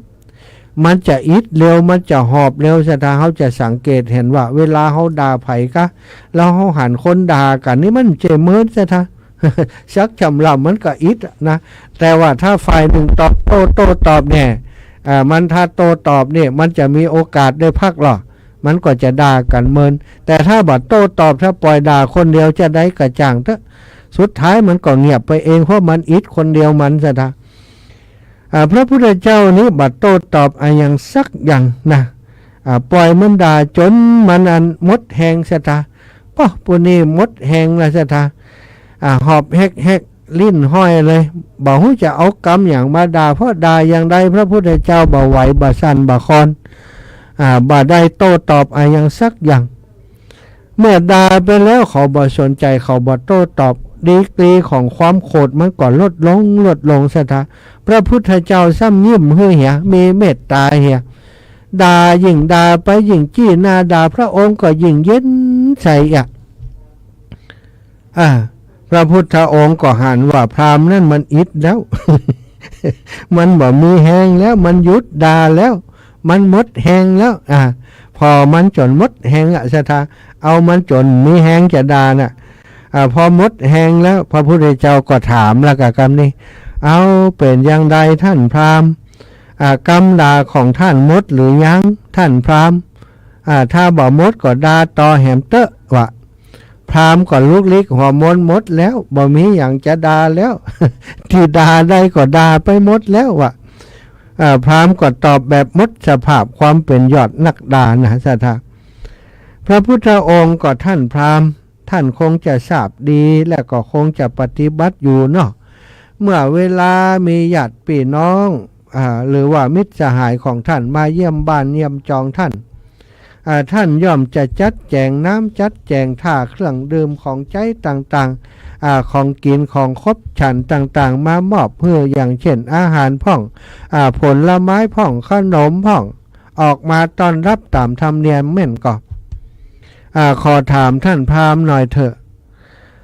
เมื่อแขกที่มาเยี่ยมเยือนนั้นถ้าเขาบ่ฮับของที่ท่านเอาต้อนรับนั้นของเหล่านั้นมันจะเป็นของไผผ่านพราหมณ์ก็บอกว่ามันก็เป็นของข้าพเจ้ากะถ้าเขาบ่กินถ้าเขาบ่ฮับมามันก็ตกเป็นของข้าพเจ้ากับพระพุทธพระสมณะโคดมมันจะเป็นของไผพระพุทธองค์ก็ได้ทีก็จึงตรัสว่าก็เหมือนกันนั่นแหละพราหมณ์ท่านด่าเฮาผู้บ่ด่าตอบท่านโกรธเฮาผู้บ่โกรธตอบเฮาบ่ขอรับคำด่าและความโกรธของท่านเมื่อเฮาบ่รับคำด่าและความโกรธของท่านก็กลับไปเป็นของท่านแต่ผู้เดียวนั่นแหละท่านพราหมณ์เอ๋ยพราหมณ์ได้สติทันทีเลยศรัทธาญาติโยมพราหมณ์เมื่อโดนไม้นี้เข้าถึงกับนิ่มเงียบบักกล้าด่าต่ออีกพระพุทธองค์ทรงทราบว่าตอนนี้พราหมณ์นี่มีจิตใจสำนึกและก็อ่อนโยนลงแล้วก็เลยได้ทรงแสดงพระธรรมเทศนาสั่งสอนให้พราหมณ์หันโทษของการด่าหันโทษของความโกรธแล้วก็ให้เอาชนะความโกรธด้วยความบอกโกรธให้ได้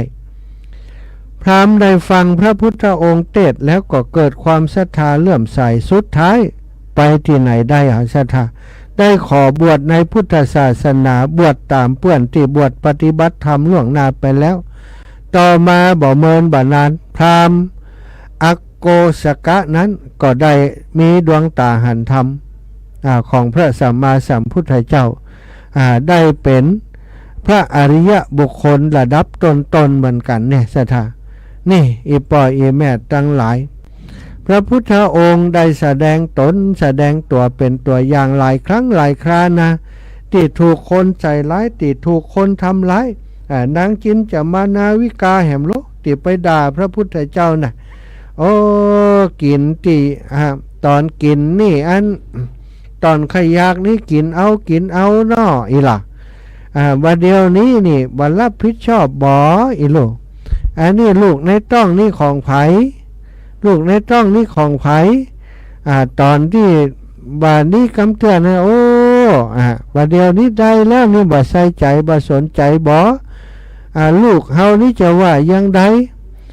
ท่านเป็นถึงพระพุทธเจ้าที่คนนับถือจะให้ไผช่วยดูแลก็ได้กะแต่ท่านนี่บ่สนใจเลยบัดเดียวนี้เฮาจำเป็นต้องประกาศให้คนทั้งหลายได้ฮู้แล้วว่าท่านนี่มีอะไรอย่างกับเฮาถึงกับมีน้องน้อยมีลูกว่าอันพระพุทธองค์ก็นิ่งปล่อยให้นางจินจะมานาวิกาไปเด่นตาด่าเย้งอยู่หั่นจ้ะโดยบดาตอบสักอย่างมีกรรมเดียวที่พระองค์ส่วนออกไปบอกว่าน้องหญิงเรื่องนี้มีเฮา2 คนเท่านั้นที่ฮู้ มีตัวของอาตมาและตัวของโยมหญิงเท่านั้นที่จะรู้ว่าไอ้อย่างเป็นความจริง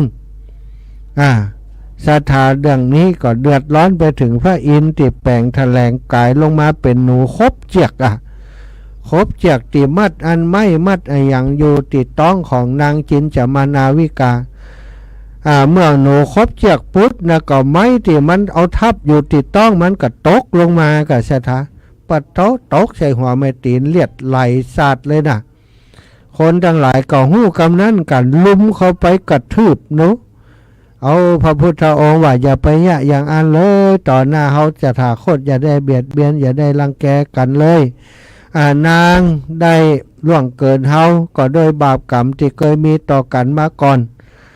เป็นบาปเป็นกรรมต่อกันมาแต่อดีตชาติปล่อยนางไปเตอะท่านมหาบพิตรพระเจ้าพิมพิสารก็อยู่หันปล่อยนางไปเตอะนางก็จะได้รับโทษของนางเองศรัทธาญาติโยมเดินไปหน่อยเดียวแผ่นดินสูบเหียนอันนั้นพระองค์ก็ชนะคนที่โกรธคนที่ด่าพระองค์โดยการบาดาตอบศรัทธาอีปล่อยอีแม่จะหันเป็นประการใดลองกืดพอเตอะเวลาเขาเกิดมีความโกรธเป็นพื้นเป็นไฟเกิดขึ้นในใจส่วนมากเขาก็จะยังลุแก่อารมณ์ถ้าโกรธถ้าเกลียดขึ้นมาก็จะด่าก้าอย่างก้าแสดงพฤติกรรมที่มันอยากจะให้ความโกรธนั้นมันหายแต่ยิ่งเฮาด่านะศรัทธาญาติโยมยิ่งเฮาด่าเฮาแสดงอาการที่เป็นความโกรธแค้นออกไปความโกรธแค้นก็ยิ่งจะสุมเฝ้าลุมจิตใจของเฮาอย่างคนที่โกรธเนี่ยไฟขึ้นอึดไปด่าเปิ้นน่ะแล้วเปิ้นบ่สนใจกำดานั้นกำดานั้นจะตกไปที่ไผมันก็ตกมาที่เฮาแต่ถ้าเกิดว่าเฮาด่าตอบเขาซะท่าเฮาโกรธโหมึงด่ากูกะด่ากันด่าไปด่ามาความโกรธมันก็จะโยนกันไปโยนกันมาสุมกันไปสุมกันมาถ้าไผหู้ตัวก่อนไผยุดได้ก่อนคนนั้นก็จะมีความสุขก่อนแต่คนที่โมโหโกตาที่ด่ากันนั้นนะศรัทธาเอาไปเอามาก็ลงท้ายได้ทุบตีกันเป็นเรื่องเป็นราวไปเลยก็มีบางทีนี่พิษกันจนว่าเบาเผาผีจีดุกไปเลยก็มีบางเตื่อบางทีเป็นความเข้าใจพิษก็มีนี่ศรัทธาคนนั้นมาให้ฟังคนนี้มาให้ฟังเก็บนั้นใส่นั้นเก็บนี้ใส่นี้เอาไปเอามาก่อนไปคิดว่าเป็นจริงเป็นจังไปด่าไปว่ากันขึ้นมาพี่น้องพิษกันย้อนกรรมติฟังคนนั้นคนนี้แล้วบัดตั้งสติให้ดีเอาไปโขดไปด่าไปว่าให้กันนี่ก็เป็นนักซึ่งมีโทษรุนแรงมีผลร้ายศรัทธาเมื่อความโกรธเกิดขึ้นแล้วย่อมเผาล้นผู้ติโกรธนั้นคือเกิดความเร่าร้อนคือเกิดความขุ่นเคืองและหืมหม่นไหม้ไปเรื่อยๆทำหืมนั่งก็บ่เป็นสุขนอนก็บ่เป็นสุขครุ่นคิดว่าจะหาทางทำลายล้างสิ่งหรือว่าคนติดตนโกรธอย่างใด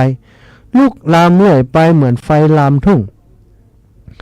ท่านว่าคนที่โกรธนั้นเป็นคนเลวอยู่แล้วแต่ผู้ที่โกรธต่อผู้ที่โกรธแล้วกลับยิ่งเลวกว่าบุคคลที่บอกโกรธต่อบุคคลที่โกรธเฮาชื่อว่าชนะสงครามที่ชนะได้โดยยากผู้ใดรู้ว่าคนอื่นเขาโกรธตัวเองพยายามตั้งสติบอกโกรธตอบบัดด่าตอบบัดทำร้ายตอบอดทนอดกันสงบกายสงบวาจาได้ผู้นั้นชื่อว่าประพฤติ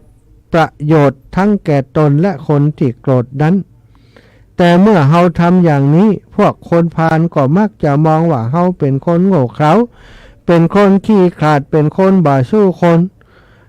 ก็ให้เขาว่าไปศรัทธาญาติโยม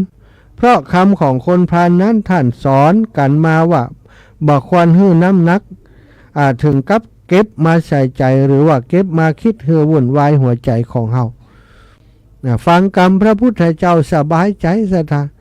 คนด่าเฮาถ้าเฮาบ่ด่าตอบคำด่าก็ไปที่เขาถ้าเฮาด่าตอบกรรมนั้นละเนาะเงากว่าคนที่ด่าเฮาอย่างที่ท่านอาจารย์พุทธทาสว่าคนที่ด่าตอบคนที่ด่าเราเนี่ยมันโง่กว่าเขาศรัทธาเฮาจะไปเหงามันยังเนาะอีปล่อยอีแบดทั้งหลายมันไขด่าไป เอาหูไปนาเอาตาไปไหลยิ่งเฮาบ่ฟังมันก็ยังเหมือนกับพราหมณ์ที่ขี้โคดด้วยด่าพระพุทธเจ้าเนี่ยมันหมดแหงไปคนเดียวมันหรอเฮาบ่ฮับของมันมามันก็กลายเป็นว่าไปเป็นของมันความโกรธก็ไปสุ่มในหัวใจมันคนเดียวเอาละศรัทธาญาติโยมเป็นสารธรรมเล็กๆน้อยๆมาฝากมาแบ่งปันกับศรัทธาเท่าแก่อีป่ออีแม่ทั้งหลายเนอะวันพรุ่งนี้แล้วนะก็เริ่มต้นงานของหลวงพ่อท่านพระครูสุจิตตานุรักษ์ครบวันพรุ่งนี้จะเป็นงานสืบจัตตาหลวงก่อนเนอะศรัทธาสืบจัตตาหลวงแล้วก็ตานเสนาสนะเนาะเจริญพระพุทธมนต์สืบจัตตาหลวงแบบล้านนาถวายสิ่งปลูกสร้างที่ได้สร้างขึ้นใหม่ที่วัดพระพุทธบาทอุดมน้ำบ่อสาวาเป็นส่วนของศาลาเป็นอาคารเป็นหอชั้นเนาะแล้วก็ตลอดถึงวิหารพระเจ้าพระระแฆงที่ได้บูรณะปฏิสังขรณ์ใหม่ก็ถือว่าเป็นเสนาสนะที่จะต้องตานในวันพรุ่งนี้เวลาทำพิธีตั้งแต่9 นาฬิกาเป็นต้นไปศรัทธามีพระสงฆ์108 รูปมารับนิมนต์มาเจริญพระพุทธมนต์สืบจัตตาหลวงงานจะเสร็จสิ้นเวลา11 นาฬิกา11 นาฬิกาก็คือถวายพระทหารเพลแด่พระภิกษุสงฆ์สามเณรก็เรียบร้อยอันนี้ส่วนของวันที่20ส่วนตั้งครอบครัวขึ้นสีขาววันที่20ตอนค่ำจะประมาณตอนบ่ายเนาะบ่าย 3-4 โมงเป็นต้นไปก็จะไปเตรียมตกแต่งธรรมาสธรรมาสที่จะได้นำมาถวายพระพุทธบาทอุดมน้ำบ่อสาวาในวันที่21เตรียมเพื่อจะประดับประดาตกแต่งพร้อมที่จะนำมาเฉลิมฉลองมาถวายที่วัดพระพุทธบาทอุดมน้ำบ่อสาวาแต่วันพรุ่งนี้เวลาเย็น20 นาฬิกา19 นาฬิกาเนาะจะมีการอบรมสมโภชธรรมาสใหม่ที่จะมาถวายหลวงพ่อที่วัดปางปอยจะมีธรรมะสัญจรที่วัดปางปอยโดยจะมีการแจ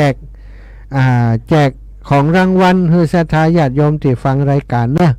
ใครไปร่วมกิจกรรมก็จะได้มีโอกาสรับรางวัลโดยการจะเป็นการแจกแบบอันจับสลากนะศรัทธาตะกี้ได้ประชาสัมพันธ์ว่าหลวงปู่จะเอาวิทยุมาหลวงปู่ตักมาเลย ปีนี้วิทยุหมดมันไม่เอามา หลวงปู่ว่ามีวิทยุมาเนอะแต่ไม่อย่างอื่นมาศรัทธาหลวงปู่จะมีอย่างอื่นมาของดีแน่นอนศรัทธามาฮับแจกแล้วก็ศรัทธาญาติโยมไผ่ตียังบ่ได้ปฏิทินของหลวงปู่ พระครูปฏิพันธ์ธรรมทินกำเตือวัดพระธาตุจอมพอกำเตือพี่น้องปังปอยวันพรุ่งนี้ไปฮับไปปุจจาเอาใดเนอะที่วัดปังปอยก็ยังเหลืออยู่ชุดหนึ่งประมาณสัก100 ฉบับศรัทธาไผ่ติ่มได้กำเตือไปปุจจาเอาติหันแล้วก็ถ้าเหลือเราก็จะเอามาที่วัดพระพุทธบาทอุดมน้ำบ่อสาวาวันที่21ศรัทธาญาติโยมไผ่ที่ต้องการปฏิทินหลวงปู่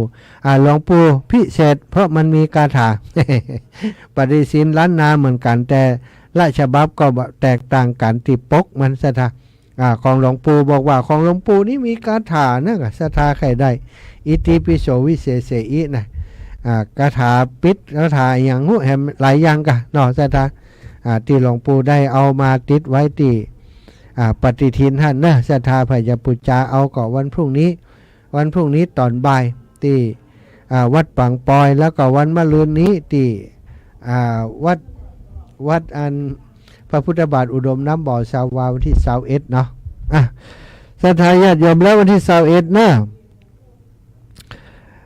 ตั้งแต่9 นาฬิกาพระสงฆ์มหาเถระ80 รูปประกอบพิธีทำบุญทักษิณานุปทานกิจอุทิศแด่บุรพชนของหลวงพ่อแล้วก็ผู้มีคุณูปการต่อวัดพระพุทธบาทอุดมน้ำบ่อสาวา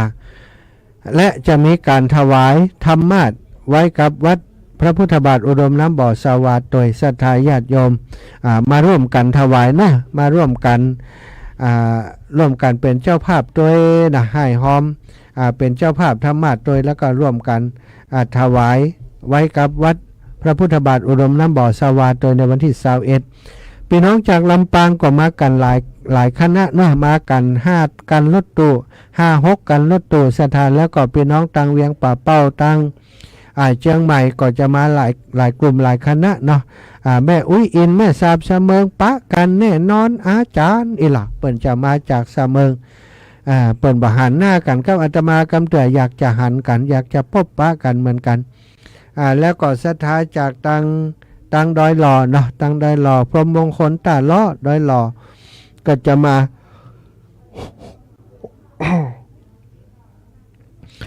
ตังเวียงป่าเป้านะตังเวียงป่าเป้าตังละปูนตังตัวเมืองเชียงใหม่ก็มากันทักกันหลายศรัทธาก็ขอประชาสัมพันธ์ศรัทธาญาติโยมที่เดินทางมาเนะออกเจ้าน้อยก็แล้วกันพอระยะทางเดินทางมาจากเชียงใหม่มาเมืองฝางนี่ใช้เวลาประมาณ2 ชั่วโมงเกือบจะ3 ชั่วโมงก็กว่าจะมาถึงเนาะมากันเจ้าหน่อยลำปางนี้เปิดนัดกันตี 4นะลำปางจะออกตั้งแต่ตี 4บางพ่องก็จะมาตั้งเชียงใหม่บางรายก็จะมาตั้งเวียงป่าเป้าก็ว่ากันไปเอาแต่สะดวกเนอะแต่เวียงป่าเป้านี่มันก็จะมันในความรู้สึกของอาตมาสีจะใกล้หน่อยกับหุชะตาตั้งเวียงป่าเป้านะแต่ถ้าเชียงใหม่เนี่ยต้องมันออมดอยแก่เลยศรัทธาตอนนี้มีโทรศัพท์เข้ามาแล้วขออนุญาตรับก่อนเนอะอีแม่จันดีนี่โทรตังไลน์ถ้าเปิ่นโทรศัพท์มามันจะเงียบไปเห็นนะอีแม่เจ้าแม่จันดีนะเจ้าเจ้าอันลูกโอนมาเจ้านั่นจ้ะเจ้าอีแม่หอมทำมาดเต่าใดก็บอกเลย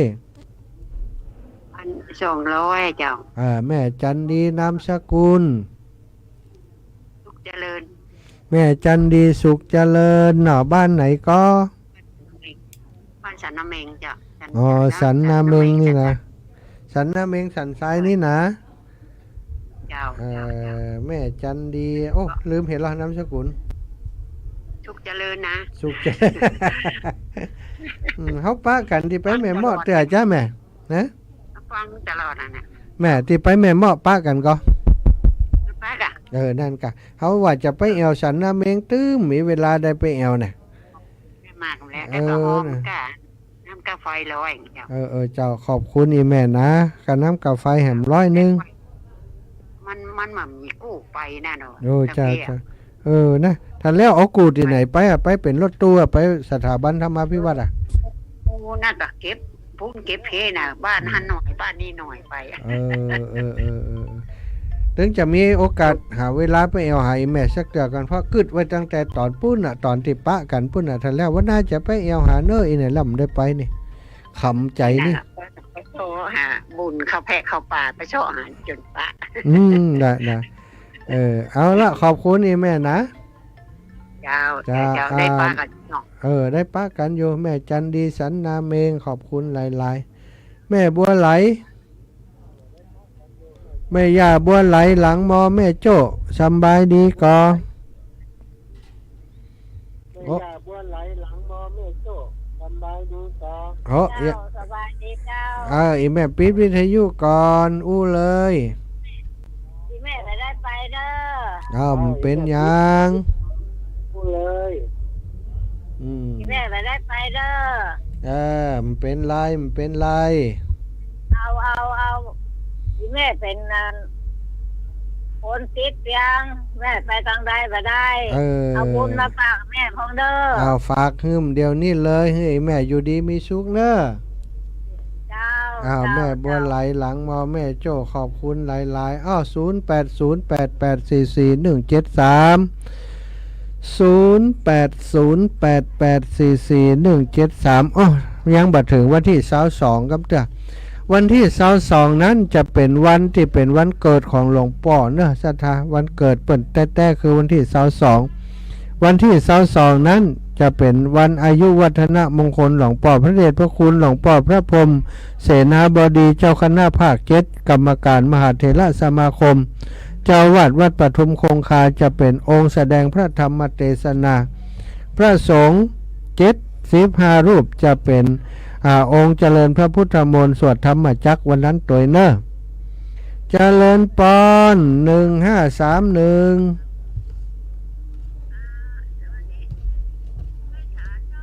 เจ้าจากไหนอีแม่ แม่บอกไม่รู้เนี่ยนะแม่ฟังที่วันนี่แม่รู้มาใหม่น่ะ เออแม่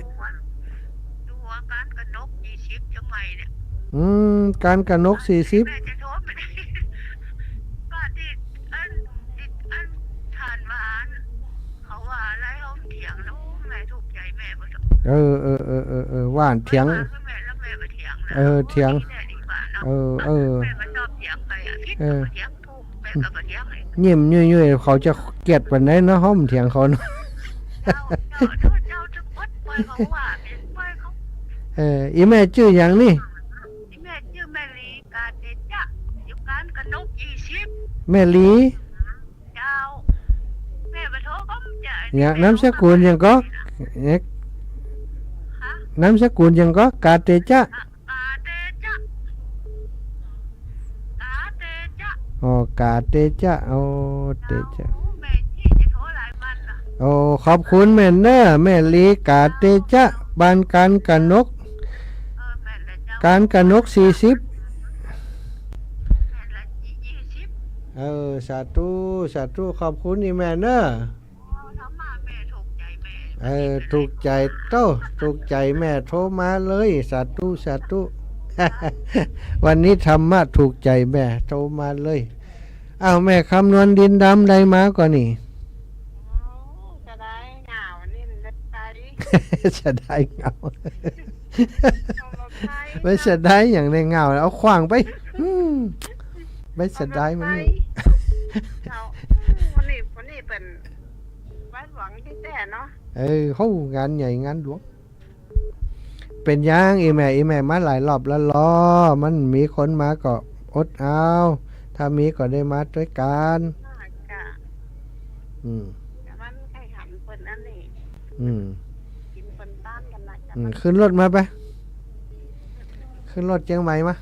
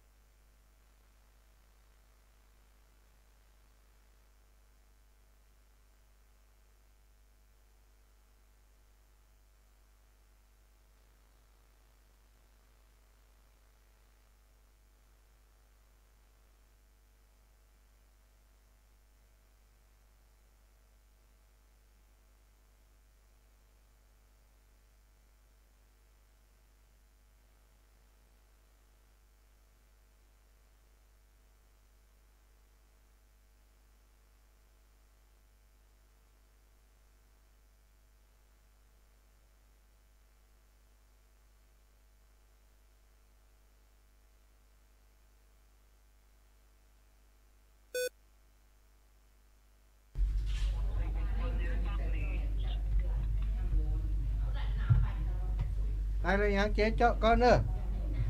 เจ๊อ้าว ท่านนี้เปิดอันตัดสัญญาณอ้าวศรัทธาญาติโยมตั้งใดได้ยินไหมพ่องเจ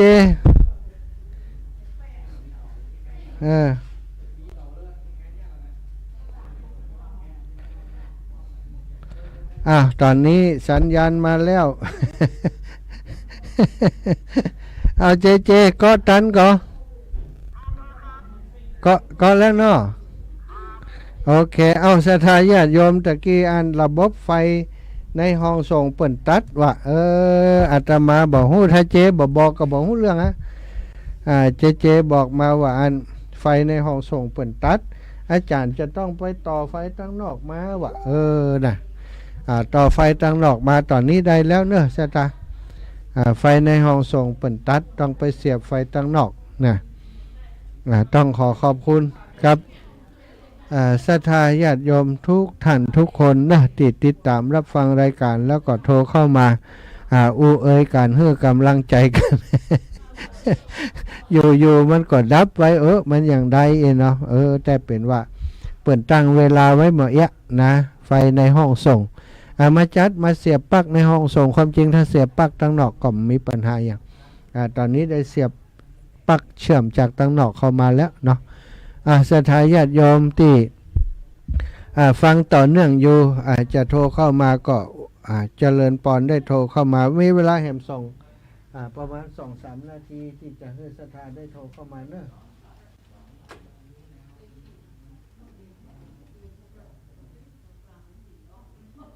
มีเวลาแหม 2-3 นาที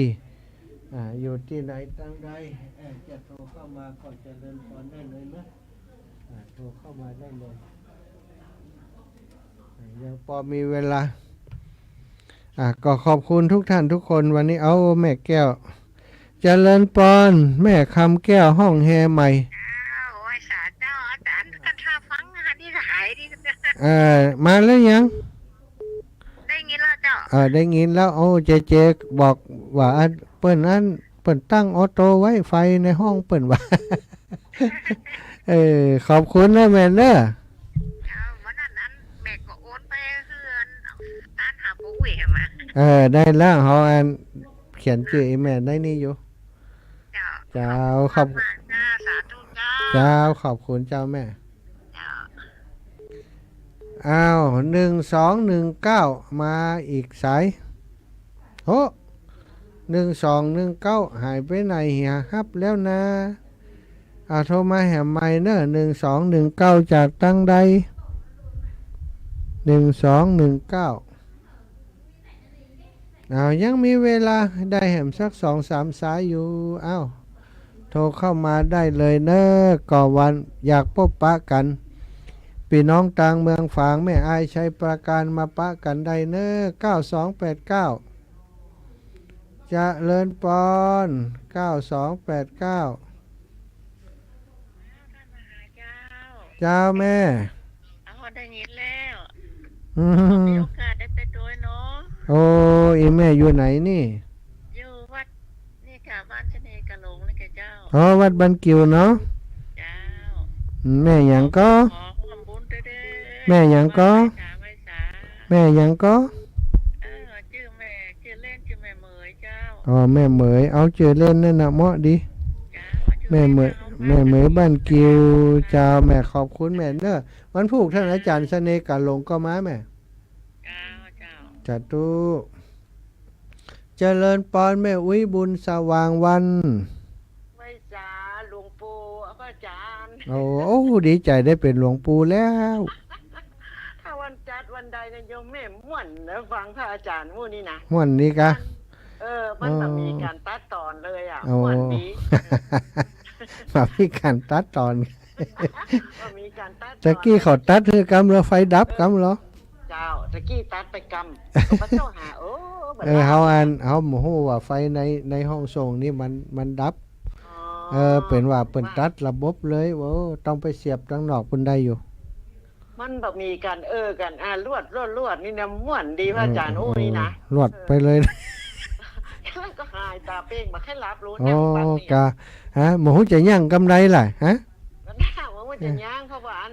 ที่ไม่แก่น้อยเปิดมีปล่อยหลวงว่ามันดังอันฮอนกับบันรับพี่ โอ้ น้อง โอ้โอ้โอ้โอ้ นั่งตัดแขนเสื้อเนี่ยกับฟัง โอ้ อาจารย์นะคะ เจ้าด่า ม่วนดี เอ โอ้ อ มันมีการตัดต่อเลยตัดไปตะกี้อัน ขอบคุณนะ อ้าวไว้สาเจ้า สาธุอุ้ยอ้าวเจริญปอนขอบคุณศรัทธาญาติโยมตอนนี้เวลาหมดเวลาวันพรุ่งมาเจ้าพบปะกันใหม่เนอะวันพรุ่งมาเจ้าตี 3ถึงตี 5ศรัทธาญาติโยมมาพบปะกับอาตมาภาพอีกรอบหนึ่งขออำนวยพรให้ศรัทธาทุกท่านทุกคนอยู่ดีมีสุขอายุมันขวัญยืนมั่งมูลตุนเต้าอายุวันโนสุขังพระลา